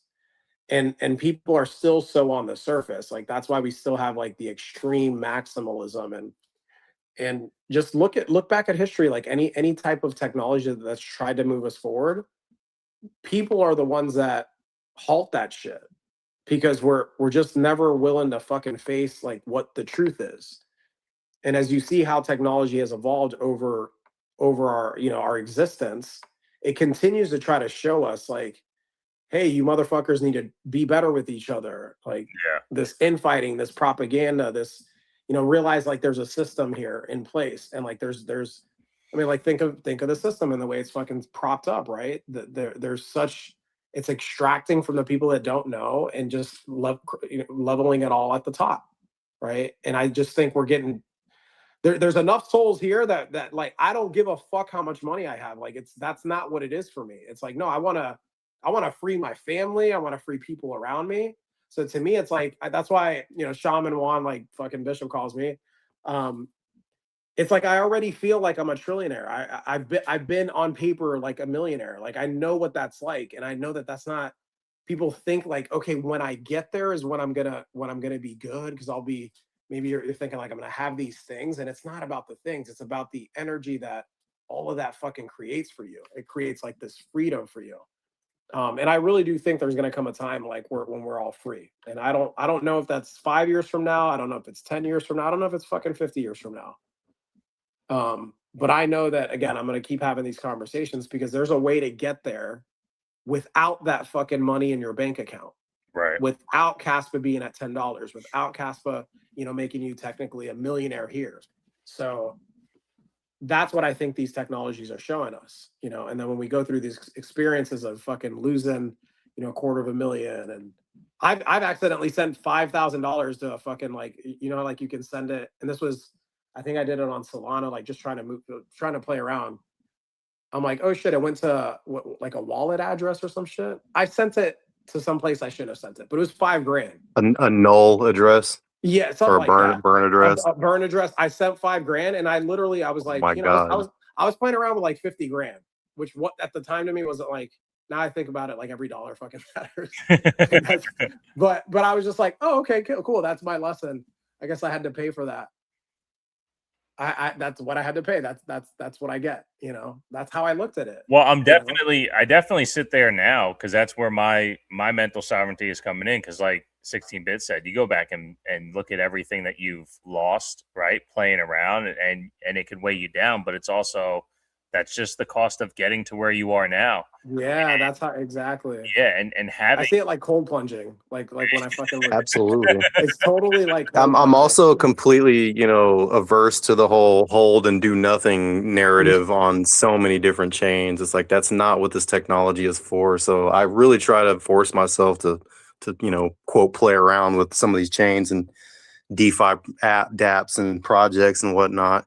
So yeah, you can lose a little bit, but that's the beauty of Kaspa is you can do this all day long and burn a couple of cents, Exactly. Yeah, and Yeah. that's where I feel very comfortable in having all those losses before. Like I've been in, crypto projects that I thought would, okay, I'm helping to invest in that and it'll be cyclical and here it comes and it never comes because it's not as sound. And there actually is no value to the company or project in making it cyclical in the actual reward. Where when it comes to something like Kaspa, someone like Odie is going to provide value of his I want to call it a scavenger hunt. I forget what the other thing was, but that and the frost card, or what KI is doing, or what Seb is doing, like there's going to be a value that comes up. So you're going to send Kaspa to that value, and by using and rotating the use, a natural order of price inflation will get there, because that's what proof of work is built on. But what Bitcoin did in 2020 and beyond is it strangled the supply, so people were pressing to go buy it. It was all fear and greed, right? It was all limit. I mean, the more you hold, the less is available. Therefore, there's a premium on what's available. That's why people saying holding it is using it, because it's going to go up because people are fighting over what's left. That's not right, because that's not using it. That's what this is for. And that's why, again, like I found all those losses really just led me to this space, because now I can use it in the manner in which it can be used right now. To like, yeah, I'll send you a couple cash here and there. Right. Someone just built an add-on to Twitter. I got to check it out for the show, and for us too. Yeah, I saw that today. Yeah, you can tip in cash on X. Like, bang! Like the adaptability of this Kaspa technology is fucking crazy, man. Yeah, dude. If you're able to do this, sorry, real quick. If you're able to do that with other tokens, then I would love to see these other tokens do that too, right? But the fact that this every cash transaction to a .kas is literally sitting on the chain, fuck it, let's go, baby. Like, let's keep it going. And dude, what I hear with what you're saying, and speaking on the 16-bit too, like what I hear is abundance. Like there's a set supply. It's 28.7. But what I hear in the technology and what it can bring and what it's attempting to do, and how it's the sequencer of this, of this ecosystem, I hear abundance. So like, whereas the propaganda on the other side, with, again, I have a lot of love for Bitcoin too, because we wouldn't be here without that coming first. Truth. But it's like, as soon as you start talking to me about, oh, hold it, scarcity, like that's not the way anything's built or made on this planet. Like that's not, we don't come like that. That's one of the fucking biggest lies we've been told, as like, hey, there's like, be fucking careful, like the fear mongering and all that shit. Oh, you better do this, you better do that. I hear, and obviously there's some of it in Kaspa probably as well too, but I hear more with the technology and where it's going is like, I hear abundance. And that's what we need to lean towards. It's like, where can this take us? How can this continue to lift us up? Where can it take us to like, again, on the infinite side of things? Like how far can we fucking go? And how much better can we be with each other when we know that we're not being extracted from? So that's a system. We've been in the system for such a long time that most people, again, lost souls. Like they almost, I don't even blame them. They almost like don't know any better. So it's going to take fucking souls like us that see something here, that aren't about like fucking fear mongering and like, oh, you better. It's like, no, just, kind of like how you talked about 16-bit. It's like, hey, I'm trying to meet them where they're at. Yeah, like that's the approach. And you can't drag somebody in. You can only invite them to think deeper to go there themselves, man. And abundance is where it's fucking at. Like if we're talking abundance and lifting people up and understanding, like, no, this world has enough resources for all of us, bro. Yeah. Like that's another fucking huge lie. There's enough resources for all of us to eat. All of You us to be catch more fucking flies good. with honey, man. All For that sure. shit, bro.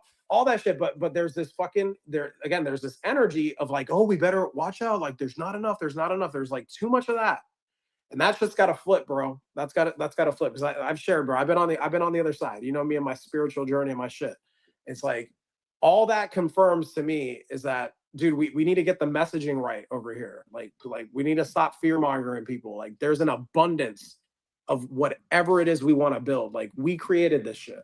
We created this shit, and we can take it wherever we want. Yeah, and as you said, like there's the narrative that there's not enough. It was something that I heard. I forgot who Rory was speaking to at the time, so I'm not sure if it was him or the person he was speaking to, but they were specifically communicating about how, oh, well, Bitcoin has 21 million and Kaspa has 27 billion. And one of the two said, I'm not as worried about supply as I would be of market cap, because the amount of money within it tells you how much you're going to use. So if you have $100 in dollar bills, then you have $100 bills. But if you have $100 in quarters, you have 400 quarters. So it's the denomination of what it breaks down to is irrelevant, because the market cap shows the strength, not how many tokens in which supply exists. And to me, that was just such a refreshing take, because it's not a rush to get as many CAS as possible, or get to 1 Bitcoin or 0.01 Bitcoin's all you need. No, you need to invest soundly in what you believe in, the foundational principles, as 60-Bit said. If Kaspa doesn't come around, he's sticking with those foundational principles in Bitcoin or what other noun to the idea exists. But if Kaspa had a 3 trillion token, like, okay, there's 3 trillion of them. Who fucking cares? Like, the market cap is what's going to help us understand the true value of what Kaspa is. And it'll get there when it gets there, like when there's shit to do with it. But that was just a brilliant take that I heard that allowed me to kind of relax on, well, it's not a rush to get 100,000 Kaspa. It's not a rush to get 1 million Kaspa. No. That's what also solidified we are so early, because at the time, Bitcoin was sitting at like 2 trillion. And Kaspa was at, I think, maybe 2 billion at the time. Okay, so it's 1/1000th of what Bitcoin is in market cap. Okay. So then 1 CAS equals 1 CAS, 1 Bitcoin equals 1 Bitcoin. Yeah, that's what it is. And that calculator, what's the value of CAS at the market cap of Bitcoin?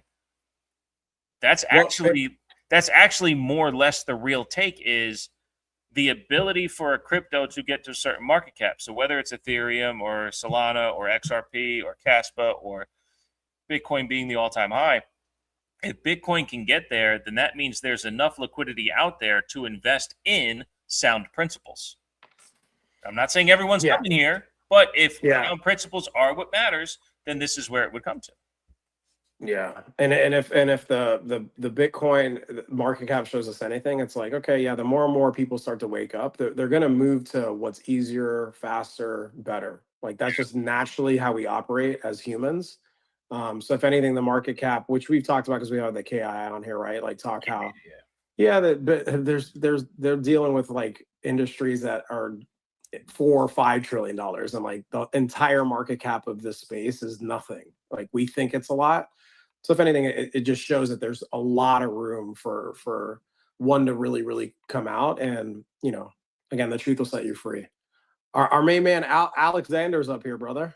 What's up, man? What's up, Welcome Alex? to the stage. Buddy? Yo, I had to unmute my mic because, man, I want all the Kaspa, man. Yeah. Tell us what you really want. Tell us what you really want. Yeah, I want it all, man. I don't give a shit. That's all good. It's all good. You can have it all, brother. As much as you want, dude. As much as you want.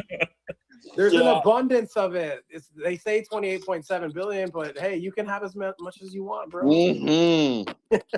How much do you have right now? Tell me how much you have. How much do you have right now? I won't say It's a trick. I won't It's say a trick. Don't do it. Don't do Yeah, it. Don't no, do no, it. Don't do it. It's I just won't on say YouTube. Don't do it. Your But face is like, don't. He's trying to put you in a trap, bro. Don't do it. I will tell you that I am 100% in Kaspa though across my entire net worth. Okay. Beautiful. Nice. So You know. and I sleep wonderful at night, and it's just so exhilarating, and it's just awesome to be in this point in history. And everybody wishes, oh, like if only I was, because I was like 9 when Bitcoin came out, 7. We got a Gen Zer up here. That's what I'm talking about. He's a baby. Hell yeah. Yeah, so it's like, what, I couldn't do anything at that point, and then I'm not gonna blow it now. But it was fair launch. It was fair launch. It was the only one that was fair launch. Oh, So it was yeah, fair. yeah, It was I fair. forgot about You that. should have. Have fun staying poor, Alex. That's all I gotta say. Have fun staying poor, bro. Yeah. Shitcoin. Yep. Innovation stopped in 2009. I still have my DS and my Nokia and all that too. Yeah. What's crazy about that too, right? Is with the whole BlackBerry connotation. Even if Bitcoin's the iPhone, which iteration did it stop at? The iPhone 1, the iPhone 2, the iPhone 3. What are we at? The 17 now, and the iPhone ain't the iPhone no more, and the iPhone will continue to develop. Bitcoin's like, nah, fuck it, we're good. We're good. We're just gonna sit right here. It's fine. We're good. We're good. Yeah, I mean, Bitcoin's the trailblazer. It's Daniel Boone, but that's it. Like it's not winning. It's not building anything. It's the first one never wins. They set the course, but they don't win. I just find that people like Alexander, and his, because I know you're in your early 20s, and like the way he speaks and how he schools Bitcoiners all day long. So it's like you don't really hear people his age and his generation talking about the sound money principles and all, Alexander. You don't really hear that. I wish I was investing at 20, bro. I only wish. Yeah, my ass was. You live in Vegas. I was in Vegas having a good time being an idiot. That was me. So I really wish people would go into more of a deep dive with the technology, because that's kind of how I stumbled upon all of this. I was reading, like, I had Bitcoin in 2020, so I was end of high school, early college, but I was just doing it because my dad told me to do it. And then as it went on, I'm like, I gotta really understand what this is, and I was getting curious too. So I got the Bitcoin Standard and was going on Reddit, reading the Bitcoin Standard, doing all that, asking questions. And I understood what proof of work was. And then I was about to go all in on Bitcoin. And then just a simple question I asked, I'm like, well, is there another proof of work fair launched crypto? Like, because I understand the whole thermodynamics of it now. I understand, like, okay, proof of stake, bad. Ethereum, bad. Solana, bad. All that, bad. Okay, Bitcoin, but is Bitcoin the only one? Like, okay, there's Litecoin, Bitcoin Cash.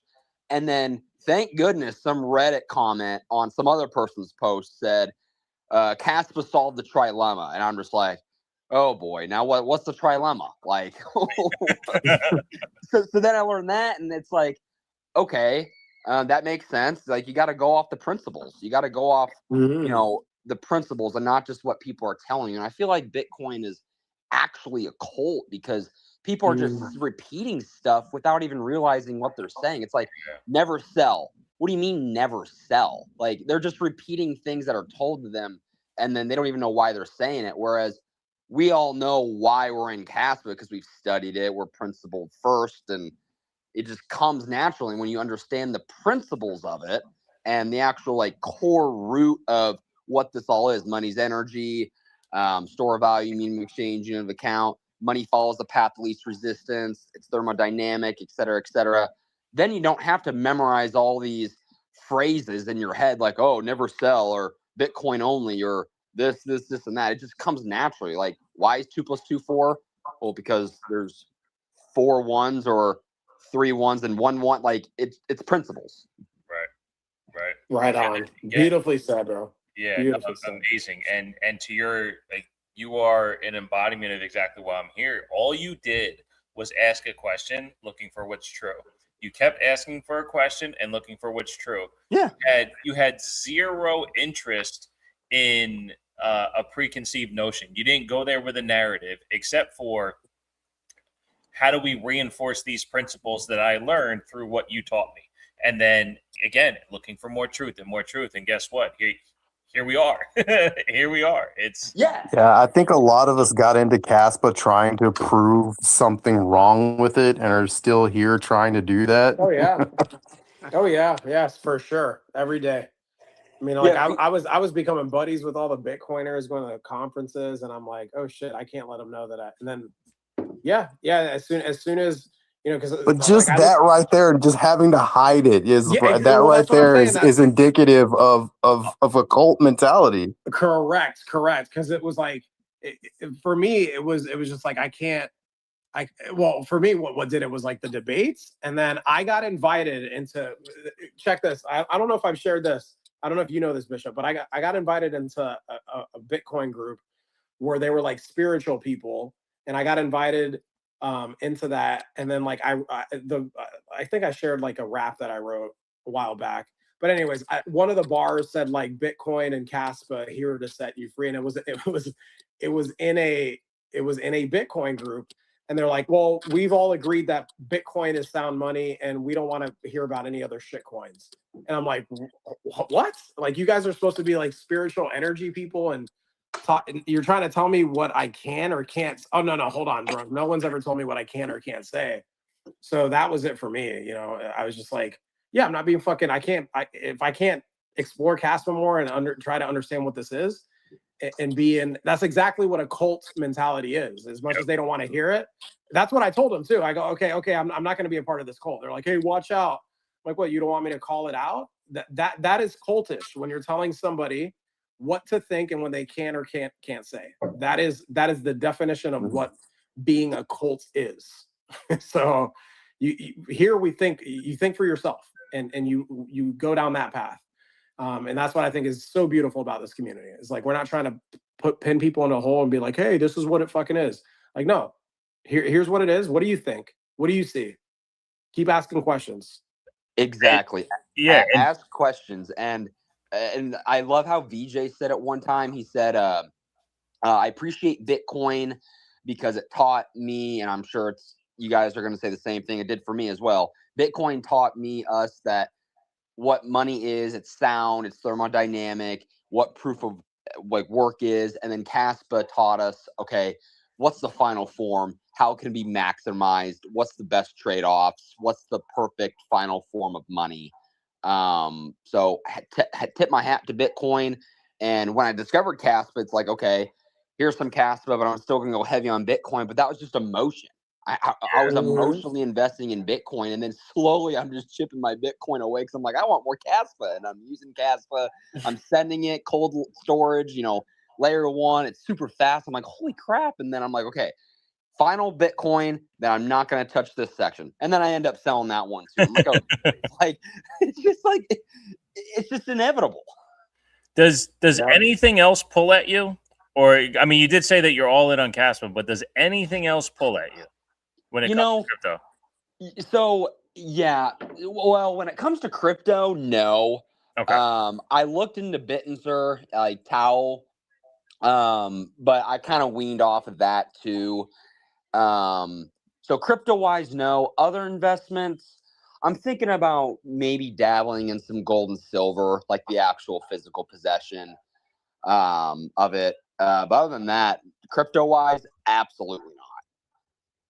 Yeah, I like asking that question because it's, again, like we've said before, it's a noun to an idea, right? And if there's something else out there, and again, I've said it on here, and I'm pretty sure every single person that's in here right now, what do we got?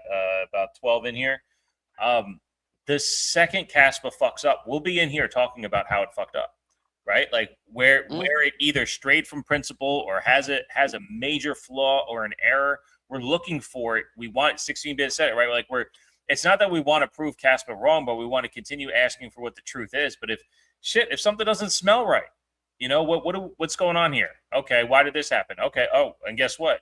Things are okay now. Like that, nothing really feels off, and it's a little bit alarming because nothing should be. Nobody said it tonight, but like nothing should be perfect, and it might not be. You did mention, like, is this a perfect form of money? It might be, It might not be. Maybe there needs to be a little bit more of a privacy. Yeah, and I think that's why I said I was trying to disprove it, because I'm skeptical in nature. So my nature is, I hear something that sounds too good to be true, so my nature is to try to disprove it or try to find the flaw. And here I am, 4 years later, and I still I can't see anything Yeah. that really worries me. And just speaking of what Alexander, because like what I hear and how Alexander talks about it and why he's all in, it makes sense to me. Like with me, I've talked about how, obviously on the show we talk about how Kaspa is a noun to an idea, but like I don't fuck with anything else either. Like if I'm gonna buy a crypto, it's just Kaspa, because to me, of the principles and what it represents, I don't need to mess with anything else, right? And then like for me, I have obviously property, I have cash flowing properties and shit like that, but based on principle and what this is all about. So going to the core of what this is about, Kaspa is the best representation of what's out here.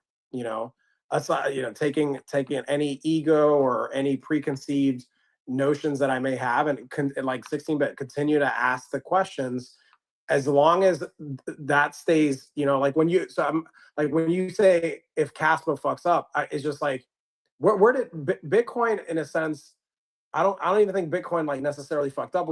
We just had people not tell the truth about what it was doing and what it was evolving into. And then there was probably, even though it's a network that needs consensus in order to move, like we now know a lot more information than we did, 5-6 years ago. So it's like, that's the only way I see like everything is just out here. We can go find this information anywhere. So as far, like, I don't even look at it from a standpoint of like if it fucks up. It's like, no, as long as I continue to ask questions and my questions can continue to be answered, and there is no other thing manipulating that, right? Yeah. Then that's where I'm going to put my energy. That's and that goes not just for Kaspa, that goes for me in life, right, bro? That's the way I train. That's the way I have relationships. So to me, this is like what, it's parallel to the way I live my life, right? So people will get there at their own time, but I just think it's beautiful the way Alexander is specifically talking about it, because it is like, if you're principle based, you're not going to fucking attach yourself to anything unless you see what it specifically is, and like you believe that it covers all the bases, and you continue to ask those questions from there. And when you compare it, it's like when you compare Bitcoin and Kaspa, the way I think about it is, there's not one thing Bitcoin can do from a tech perspective that Kaspa can't. And then at the point you're just defending its narrative, like, oh well, Satoshi's dead or unknown. It's like, well, what does that do? That doesn't do anything. It's like, well, it's the first mover, it has an immaculate conception. Well, that doesn't do anything. Like, how does that benefit the tech protocol? It doesn't. And then I know Kaspa Onion's on this chat listening, and he fear-mongered me into even going back to Bitcoin, because I was thinking about it for a little bit, like, man, 100% Kaspa is a lot. And then he was talking about Bitcoin's problems with the congestion, like if everyone tried to transact at the same time and all those fees. I'm just like, oh gosh, I don't want Bitcoin. Like using it for myself, like it was so slow. I hated that. But then I was like, yeah, maybe I'll wait, an hour because everyone else is. But I'm like, well, it's going to be even longer, and I'm going to pay more than what I even have. And it's just like, holy shit, this is a mess. Yeah. And dude, like, again, Alexander talking about it from a principle base, like I'm at a point where I don't give a fuck what it is in nominal terms. Like I don't even look at, I don't know what the price of Kaspa is right now. I have not looked at it in like a week, or I don't know what it is.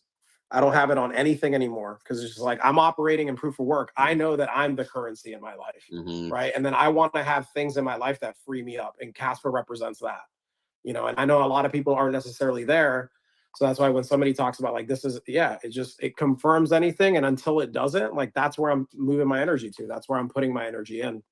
So yeah, man, it's beautiful. I even told some Bitcoiners, like, Bitcoin's not even a trustless system, because you have to trust another person's going to want it from you in the future. And then they're like, well, yeah, that's kind of the whole point. I'm like, so it's not a trustless system. And then they're like, how is Kaspa a trustless system? And I'm like, Great, you asked. I can use Kaspa as a non-monetary utility, and I don't need somebody else to accept it from me. I can use Kachat. I can use Vivore streaming. I can use CastSmart, or all these things that are being built. If no one else wants to accept it as sound money, cool. I'll consume it. Yep. No, that's there we go, bro. Because that was the last straw with me with Bitcoin was, well, what can I do with it? Actually, that was like the beginning. After I lost all my money trying to move it around, I'm like, okay, now that I've figured out where it sits, like, well, what can I do with it? And as you said, the only thing you can do is give it to somebody that wants it. And as we know, over the last 3 years or so, there's less and less retailers taking Bitcoin than ever. They're all native Bitcoin, this Lightning network that we don't hear much about anymore. It's out there; they're using it, but it's not a stream of timeline the way it used to be, right? Beyond that, I mean, the places are taking less and less Bitcoin than before. So, yeah, man, like when Kaspa gets to that adoptive level of merchant use and things like that, it's not going to go backwards the way Bitcoin did, because they can see that reception of payment will be there. But that is, as mentioned before, it's a feature. It's a feature because you can build, you can harvest, you can fucking like you said, you can use these platforms and fucking go for it. Yeah, man, it's just different, man. It's just different. It has here's a utility. I've also gone down the semantic rabbit hole with, taxes and stuff, where people say, well, we really got to make sure that a law gets passed where we can spend our Kaspa or spend our crypto to where if I want to spend it as sound money, then I won't get in trouble because it appreciated. And I'll just be like, well, it's a digital commodity and it's consumable through its utilities. So if you let's say you have cattle like a cow, yeah, you get taxed if you sell the cattle to another person in exchange for something else, but you don't get taxed if you eat the cow. Ooh. So are you going to get taxed if you used Kaspa through a Kachat message because you consumed it? Bro, just wait till this spreads. Wait, I mean, like, it's just beautiful. These kids are so smart. But they really are. They really are. just wait till this spreads, bro. Wait till this spreads. Wait till the truth spreads.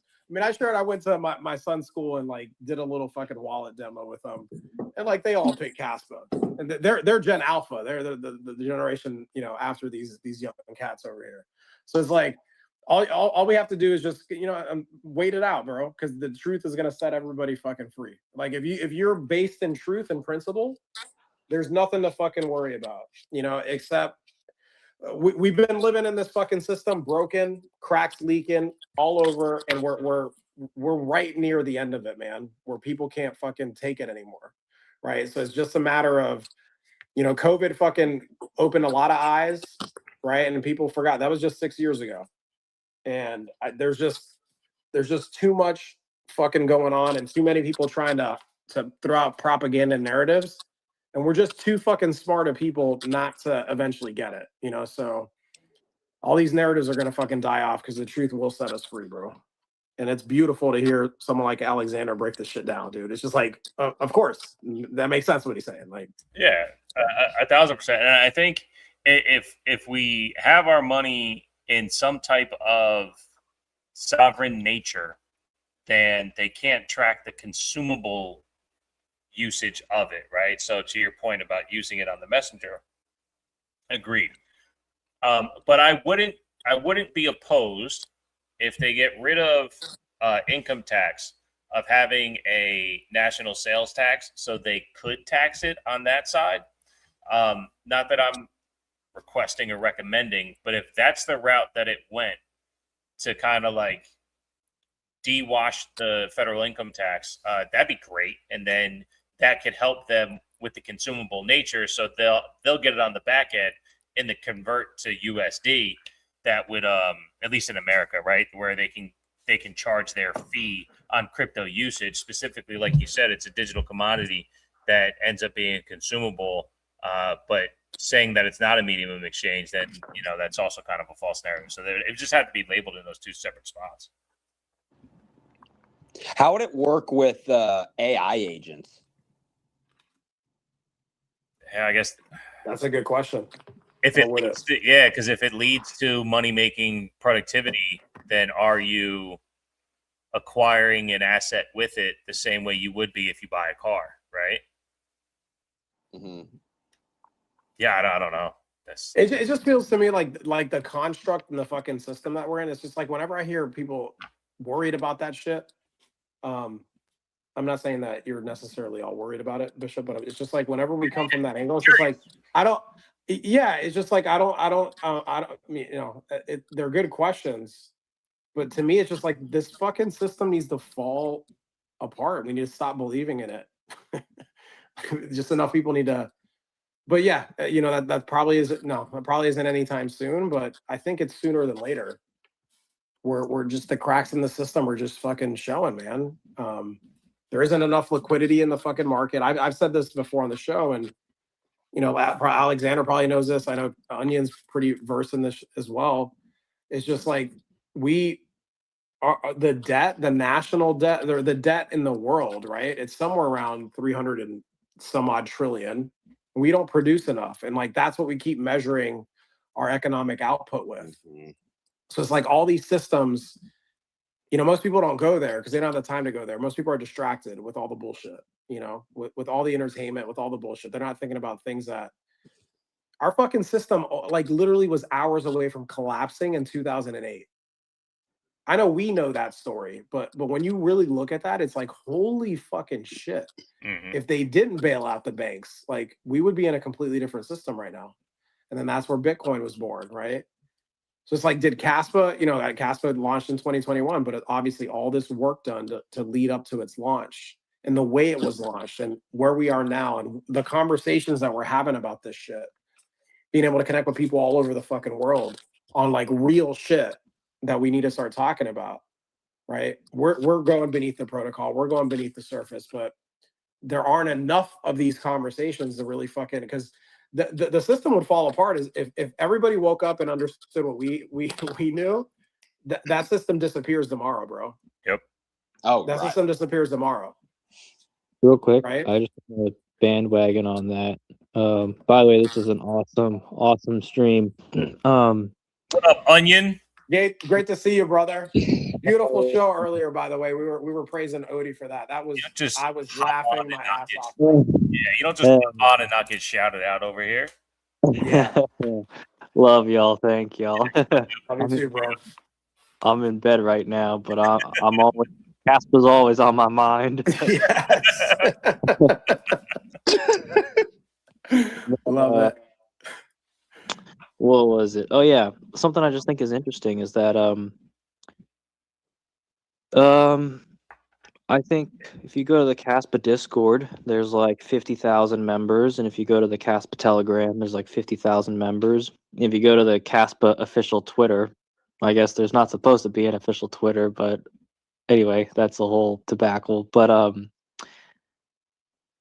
there's about 50,000 people who have decided that Kaspa is their measuring stick, and that's not something that I don't think can be undone. So it's beyond code at this point. It's like it's a way of life in a way. It's our base layer, and so the same way that people adopted Bitcoin as their measuring stick, and how rigid that is, and how that became such a powerful movement, we're literally just Bitcoiners who adopted an even more precise measuring stick. And it's only the measuring stick, the amount of people adopting this standard has only grown. I mean, VJ is new to this space. I'm new to this space. I'm sure there's a lot of other people that are new, and we're new too, bro. We came right with you. VJ got me. VJ was really part of it for me. And you were on my first spaces, bro. I remember messaging you as soon as I heard you school them Bitcoiners, so we're all new. Yeah. All of y'all, exactly like what y'all are saying. Each and every one of you, like, we're part of that 50,000, and I'm sure a little bit ago it was only 30,000. And so I just think, fuck the charts, fuck the price. I don't even look at that. It's more of just, I think this is such a damn good measuring stick for our energy. And I think people are going to want to, they're just going to want the best measuring stick. That's really what it comes down to. But that's just my two Sampolinskis. But yeah. Bro, he dropped those samples. He's so good. As usual. Hell yeah. Nice. We love hearing from Onion, man. We love it. Thanks for fucking sharing that, brother. Thanks, dude. Hell Yeah, I mean, it's a great point. It's exactly what we talk about on the show. You know, when it comes to having that sovereignty, mental sovereignty, physical sovereignty, the monetary sovereignty, what is, again, not necessarily in crypto terms, but what's the base layer of that? What's your foundation? Where are you starting from? Again, 16-bit said it before. Onion just said it right now. Alexander as well. Bitcoin laid it out. Kaspa solidifying that. Kaspa did so good at solving the trilemma. They were like, yeah, but did it do the quadrilemma? And it's like, just, again, measuring sticks, goalposts, these things are all getting broadened. And in due time, because, again, we're early, Kaspa's not done being developed into a more... With the future-proofing, too, that fucking happens with Jonathan. He future-proofs so far that by the time the next thing's done, it's going to be like, yeah, but what about this other thing that might be fucking cool? Yeah, bro. You know, what about it being infinite then? Like, right? maybe there is no end. Be. Maybe it being like an infinite fucking, like, that's what I felt on the other side when I shared fucking when I went there. It's just like, oh, we're our souls are forever, bro. Like, I know this. Like, you cannot take this away. I know this. And so this protocol represents that energy. If our souls are infinite, there has to be a tech that shows us like that. No, we're always growing, we're always developing, we're always moving towards something that is going to free us and have us realize, bro, this shit's endless. So for sure. Yeah. No, for sure. And the cool part, in the truth of infinity, right, it goes both directions. It's prior and post. But within Kaspa, there is an inception date, which was question number 3 today in trivia on the Ogo Pogo show. Maybe question 4 in trivia. I don't know. I was trying to come up with names for the acronym Pogo instead of listening too hard. I don't know if they're going to use any, but whatever. Well, my point is, Kaspa does have an inception date, but to your point, with that inception date, it's built off the foundations, and those principles are so strong that it can hit infinity by continuing to grow off of those principles. Because without those principles, others begin to fail. Again, Jonathan was fucking shunned away from the Bitcoin sphere because he was trying to help reinforce things. They could have been right to shun him. So far, they're being proved wrong. And here we are. And having those principles and those being solidified and growing to this infinite range so far, man, it's so fucking cool. And that's why we're so early, man. Like, and it's not even early in terms of Bitcoin or crypto or anything. Just early in the sense of this technology is so big and beautiful that what's the chain usage right now? 12%, 13%, something like that. Like, so early. It's also going back to the things falling apart and, the bailouts in 2008 and just printing your way out of it. Printing, you're burning the earth, not bailing out, you're freezing everything. So either way, it's going to stink. At least letting it freeze and collapse, or I like to say correct. That's, in my opinion, the better route, obviously, because look where we are now through printing. But what I'm getting at is, yeah, it's so small. It's $1 billion market cap, and Bitcoin's a $2.5 trillion market cap, and then gold's 30 trillion, silver 7 trillion. Then you have the M2 money supply, which is just under 200 trillion, and it's like, oh my gosh, like, hey, I'm not saying this is going to happen. I don't even know if that transition is going to happen in our lifetime, if we're going to see that, but it's headed there. I mean, this is not lasting forever with the whole fiat. I mean, it's done. It's toast. And I've been watching some good videos from Andre Jink. Do you guys know Andre Jink on YouTube? No. Yeah, he's good. Yeah, I think he's got some really good information about, like the current economy. And I know he really likes Bitcoin, but his personality seems like he'd be very open-minded to learning about something else. But I don't know. I've said that about other Bitcoin people, and I was wrong. Yeah. Not yet. Their personalities and their identities are wrapped around that, so they can't just yet, Yeah.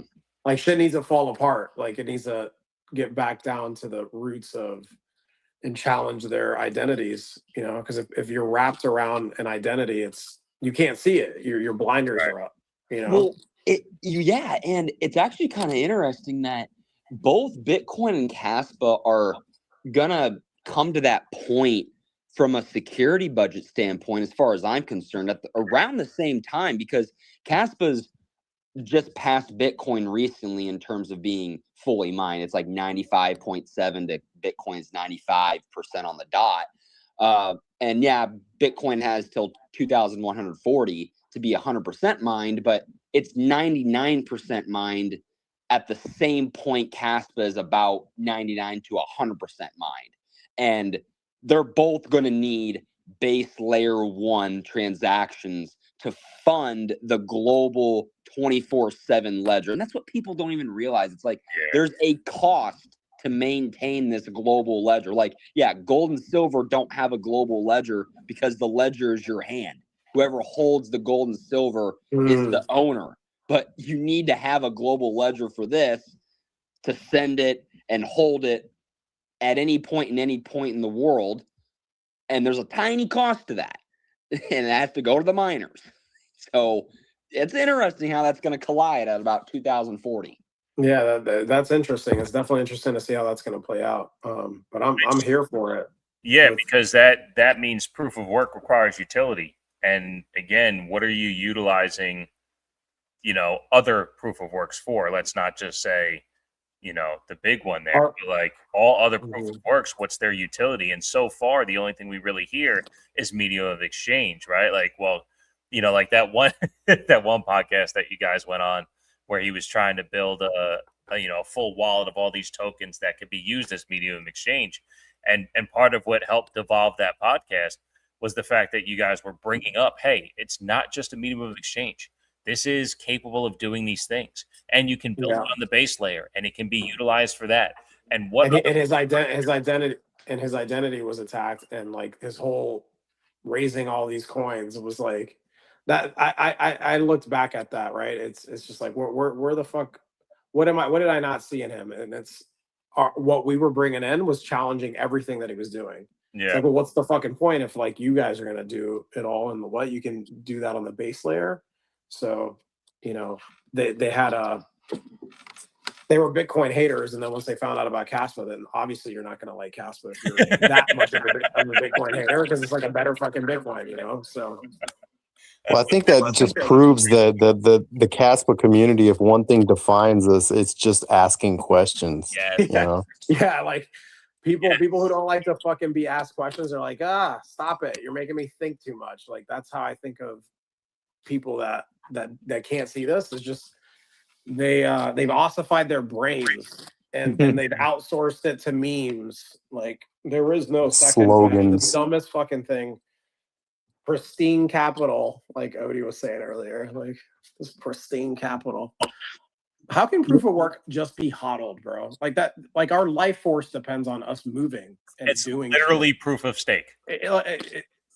It makes no sense. It's literally proof of stake. Yes. Yeah. So they're like fucking transitioning the whole thing, and it's just like, yeah, again, going back to principles. It's like we don't fucking get anywhere unless we move and do shit, and that's what these protocols represent. They represent like us moving our life force, and it's not about hodling, because like Alexander says, like, cool, do you want to? I can consume this shit. I can consume it. I don't need to wait for you to fucking buy it from me, and that's a big deal. That's a big fucking, that was missing in Bitcoin, right? So Yeah, the fact that fiat, I always bring this analogy. Fiat failed because you can't store it, and everyone was looking for something to store. And then it's like, oh, here's Bitcoin, store here. And it's like, cool, but we want to move it.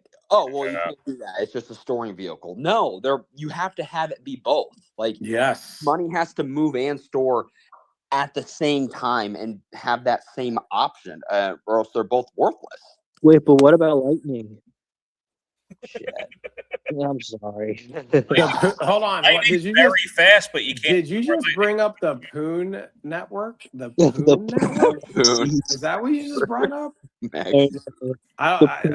Lightning? No, I know that as the Poon network. That's what I know it as. Hell yeah. For anyone who doesn't know what we're referencing, They don't. Tell them. yeah.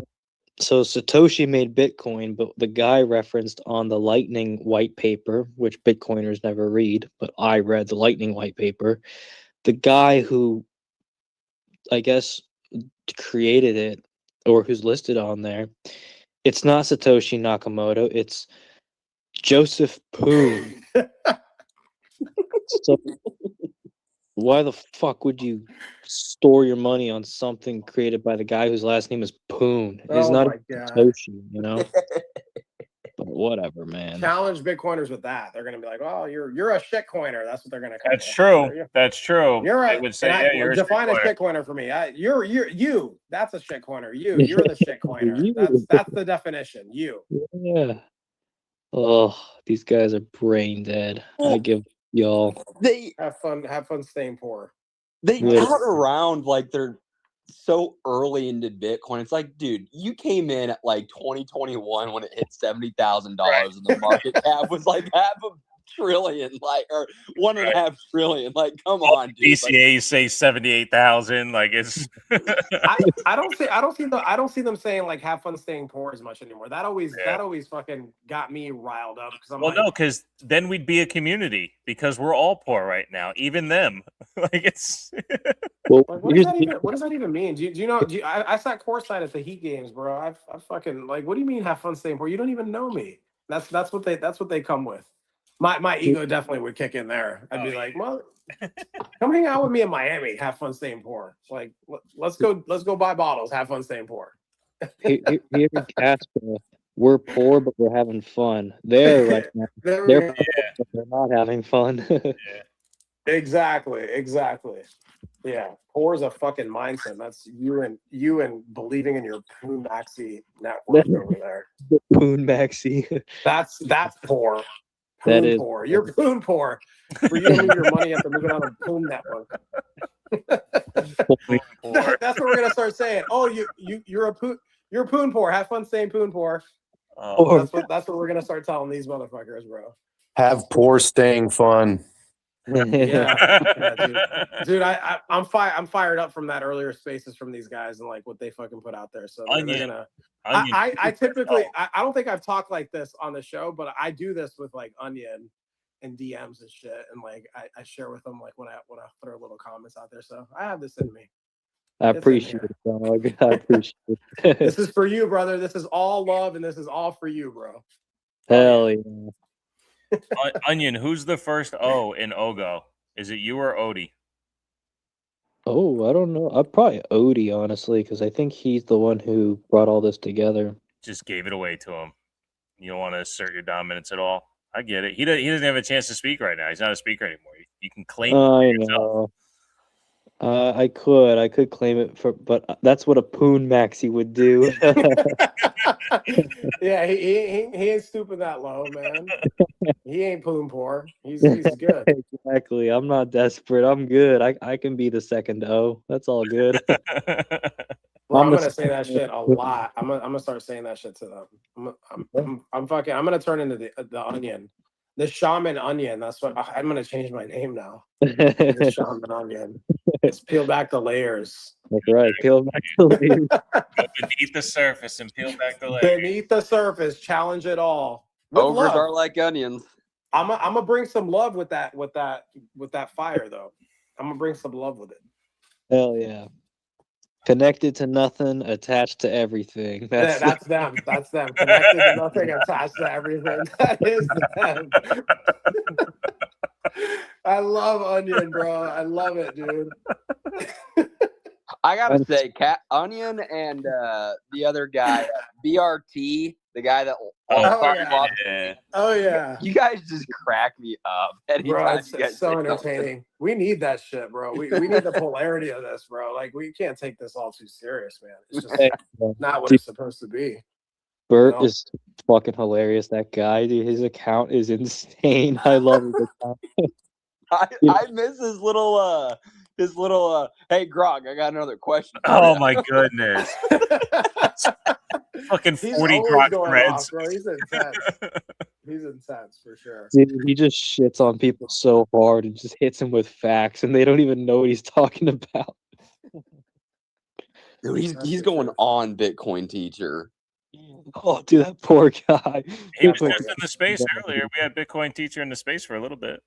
He was in here. He was like, "Oh, too much Yeah. knowledge, too much truth for me. I'm out. I'm out." Dropped in for a little bit. Yeah. He's a nice guy, though. He's a nice guy. He is. He's a nice guy. That's poon poor. That's what he is. We're just gonna keep it real. Come on up, brother. Come show us that poon. Yep, that's it. Is the only answer to if someone gave you a Bitcoin today that you turn it into Kaspa? Like, would anyone here do anything else with a Bitcoin besides turn it into Kaspa? Well, fuck no. I'd just put it straight into Kaspa. Straight into gas. 100%. It's crazy how useless Bitcoin is. Like, it just. I only start, like, when I started using it. I've shared this shit, bro. You know this, the right? leverage, So just kind of put it out there. I put it to, it's not my Bitcoin anymore. Like, what is Bitcoin good for? To fucking Leverage for fiat. grab some fiat if you need to pay some bills. That's what I did. My ass got liquidated back October 10th. I shared that shit. That was a lesson number one. And that's the only way I would use Bitcoin. But I don't fucking need to hold that shit. I know how to make money. I don't, they can have fun staying poon poor. I'm good over here with my Kaspa. Well, I find it ironic too that Bitcoin, in my opinion, is easily being manipulated through the paper markets. Oh my God. Yes. Its synthetic supply, because it has no non-monetary utility. Like, if it had a non-monetary utility that could bootstrap it and make it difficult to do that stuff, because you can't put Kaspa's utility, non-monetary utility, wrapped up in a ETF. Absolutely. Yes. Spot on. 100%.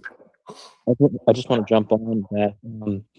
You basically just proved that also Bitcoin is literally like with the technical definition of a meme coin. I know that sounds funny, but all a meme coin is something where nothing is backing it, and it's just backed by a narrative. And the narrative of Bitcoin is so detached from the technicals and the white paper that they're not the same. So it's literally a fucking proof of work meme coin, which is pathetic. Truth.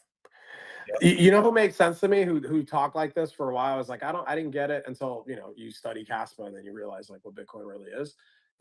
Peter Schiff. You guys know Peter, like the gold guy.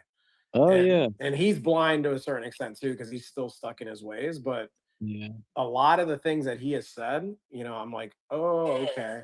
I see where you're coming from. I see what you're saying. Makes a lot more sense when you study Kaspa, though. Absolutely. Yeah. So many people live above the surface, man. Too many, attached to everything, connected to nothing. But Bishop, you never heard of, bro? He tells me that shit all the time. Like, well, I'm not in those chats. You're not. No, because I think they're. I forget. They're like DMs. We go back and forth. Onion's the first person I reached out to when I was on X, bro, because you fucking dropped that truth bomb. Hey, would any of you? What was it? Would any of you move $100,000 on the Lightning? And they're like, no. And I was like, yeah, me neither. I don't get it. But Why would you need to though? Exactly. Yeah. Why would you need to? Exactly. Yeah. Exactly. Yeah. So, well, If you've read also Roger Vere's Hijacking Bitcoin book, he goes into like lightning stuff, and you have to have your own watchtower, and you run your own node, and you got to do this and that. And I'm just like, who's gonna do that? Nobody. And even then, if they do that, that's still not optimized, and it's not funding the base layer. So Exactly. And the argument for that was someone said it was like, well, how often do you go back on and check Kaspa transactions? When's the last time you went on the base layer of Bitcoin and checked the transaction? So like, you don't have to run your own node. That's just if you want to verify the transactions on your side. I'm like, okay, just give up all the sovereignty. Fuck it. Just give up all the sovereignty. Make it all trustful. Zero trustlessness. It's crazy. Yeah, Lost the plot. Yeah, absolutely lost the plot. Yeah, let's just tell the truth. Just tell us what fucking Bitcoin is. You don't know? Okay, let's go talk to Kaspa people. We'll fucking school you, bro. And no disrespect to IGRA and fuck the other guys. Kaspa.kas. Yeah, for the layer 2s that are being built, like, but all the shit that's coming on layer 1, we don't fucking need layer 2s. We don't. They're building them, and there's cool shit that's happening, but we don't need layer 2s over here. We don't need a Lightning network. Yeah, not for me. It's like not for the. If you want to build business and like just be real and truthful about what layer 2 is. So the layer 1 properties are what's important, right? It's like, don't force me to do something I don't want to do. So for some of us, I know Onion's in this camp, but I imagine Alexander's too. Like for me, I don't fucking make me do something I don't want to do. I've been like this my entire fucking life. So that's why it was easy for me to be like, oh, what else is out there? And to always ask questions. Because like, you're not going to tell me how I need to think and how I'm going to move my energy and all that shit. And that's when you ossify and limit transactions. And now we know, based off, Alexander mentioned the book. I've fucking read that shit a couple times. And you really go deep into this and go beneath the surface and beneath the protocol, you're like, oh, that's why it fucking happened. It didn't necessarily need to go that way. Consensus had it go that way, and there was a lot of fucking propaganda around that time that had it go that way. And now we know that. We didn't know that back then, so yeah, you can't be forcing people because you just get the same fucking shit recreated, right? And that's what we're doing. So Bitcoin's been financialized. Bitcoin's a part of the system to me now. It's not that's why we're here. That's why we're here, bro. And without Kaspa, we don't have the .kas, right? Like they created the library to mint the .kas.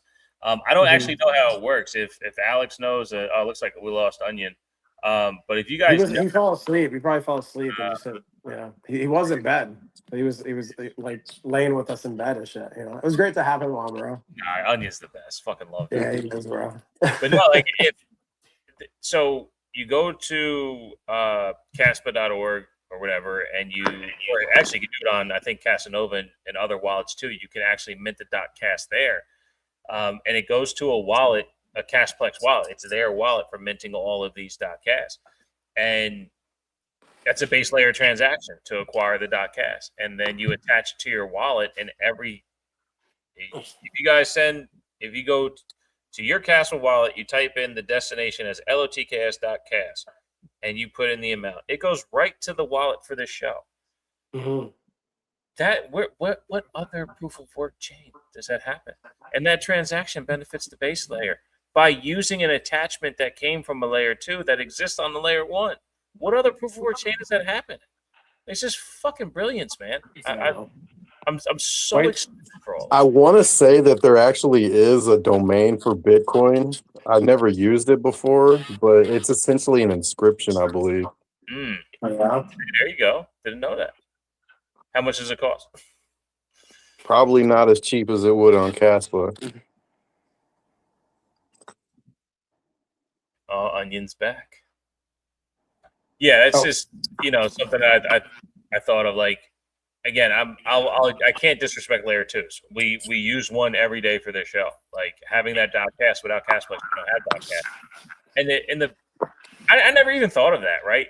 Like the wallet addresses are so fucking absurd, right? The length of a wallet address is fucking absurd. Does anyone here remember their wallet address? I'm sure some of you nerds do, and I love you guys. Do we need to? Well, on Kaspa, you don't.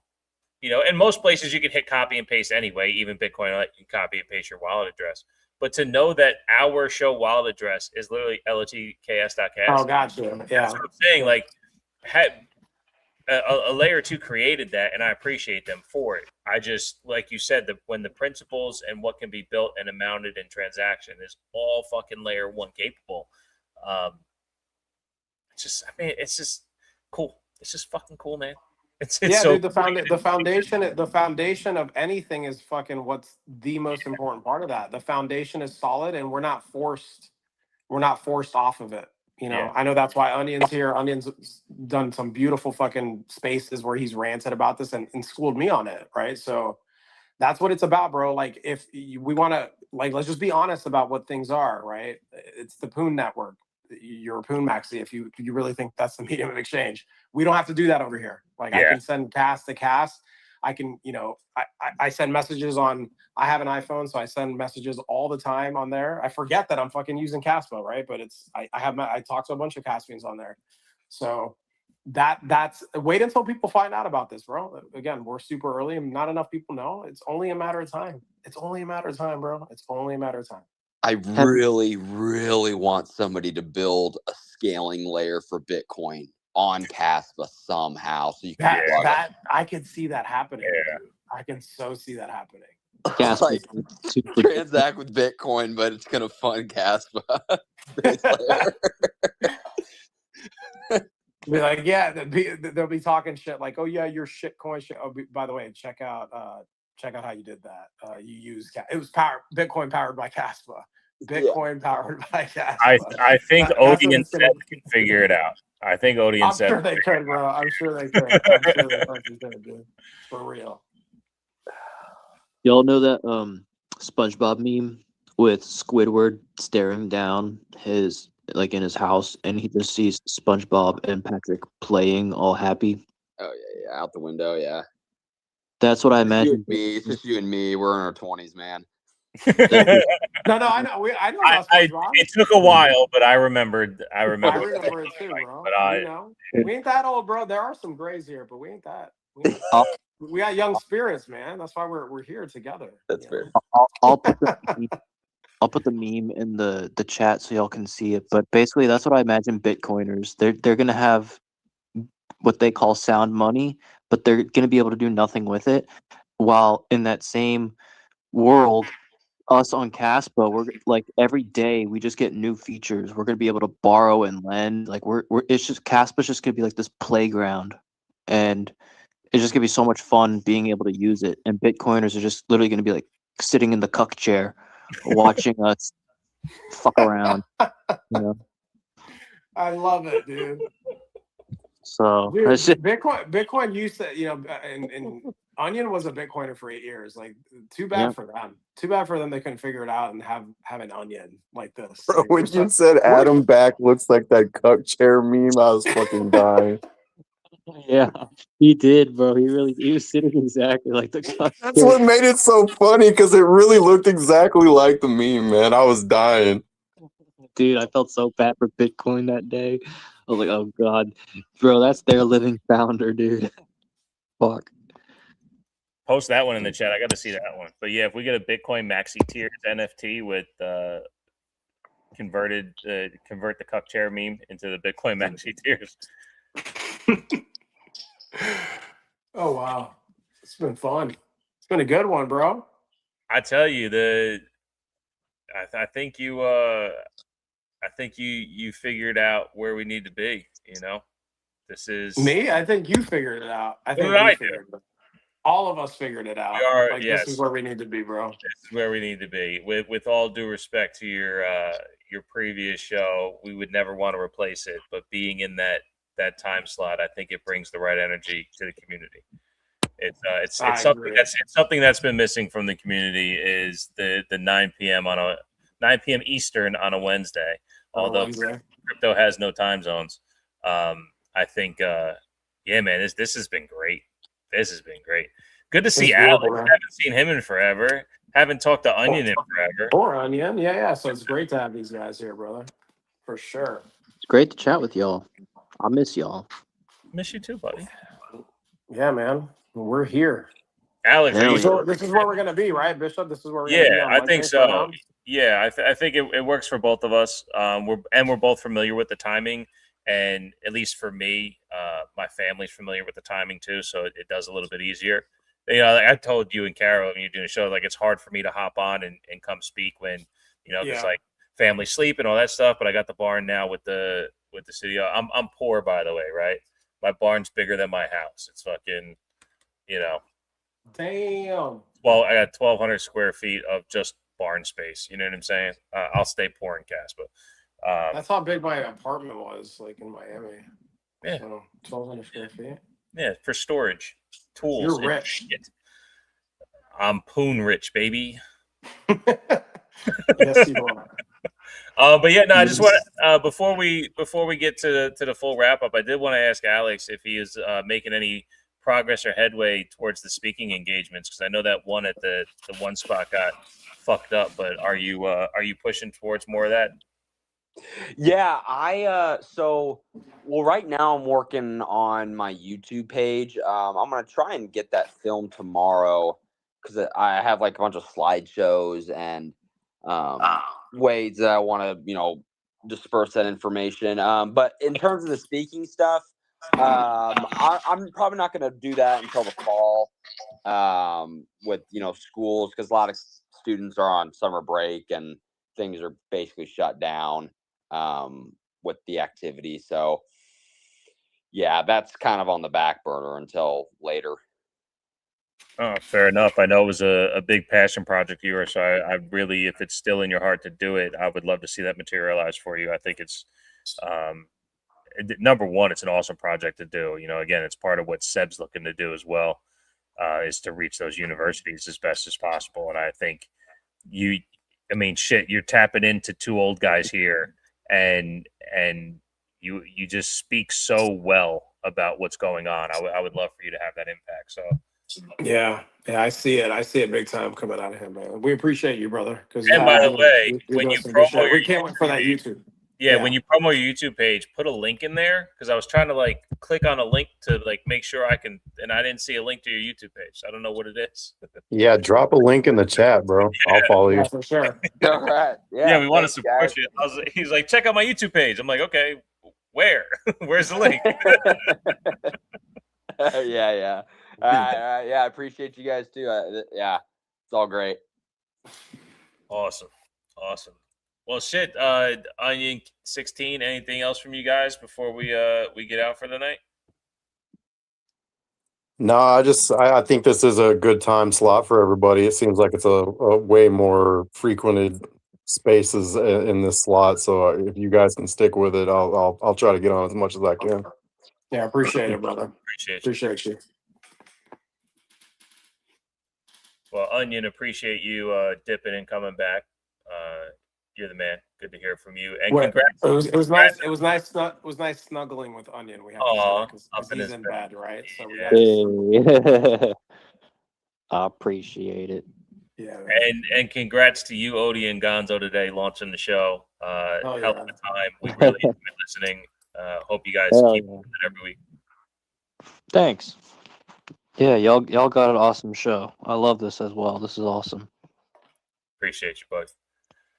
Definitely beneath the surface. Beneath the surface protocol. It's all that energy's here, no doubt. We're gonna keep it going.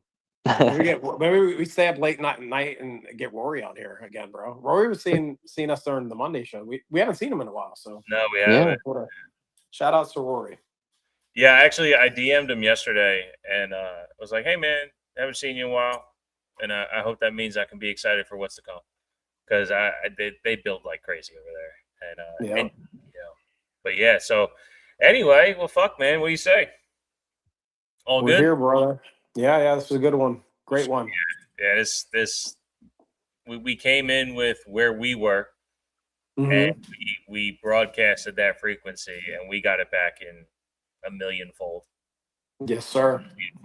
This yes, sir. Awesome. We got to bullshit a little bit, throw some light out there. We got the Onion energy, the Alex energy, the 16-bit energy. We heard from Odie for a second. Appreciate the rest of you out there. I see you, Jason. I see you, Music VD, Kashif. Kaspa, Tap.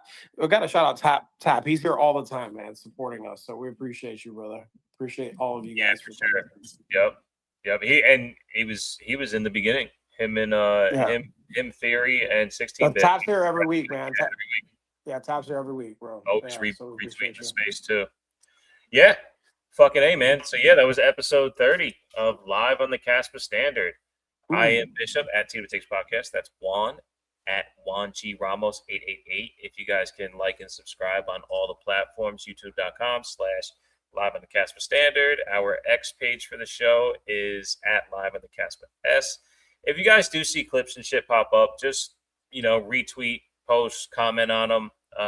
Just help spread the word. If you'd like to, yeah, we're getting a lot of support there, bro. So shout out to the community, bro. So you guys are responding to that. We appreciate it, man. So it's resonating when we're trying to throw the word out, man. Invite people on here live. So yeah, shout out. Yeah, the shorts are definitely popping up in my YouTube feed, so I'm giving it a thumbs up when I can. Yeah, I apprient that, brother. We're appreciating that big time. Yeah, same for me too. They come across mine as well, and I'm like, fuck yeah! There's another one. There's another one. If you feel compelled for energy exchange donation, LOTKS.kas or liveonthekaspastandard.kas. If you're like Alex and your wallet number one, feel free throw a couple cash our way. xSpaces at Juan G Ramos 888.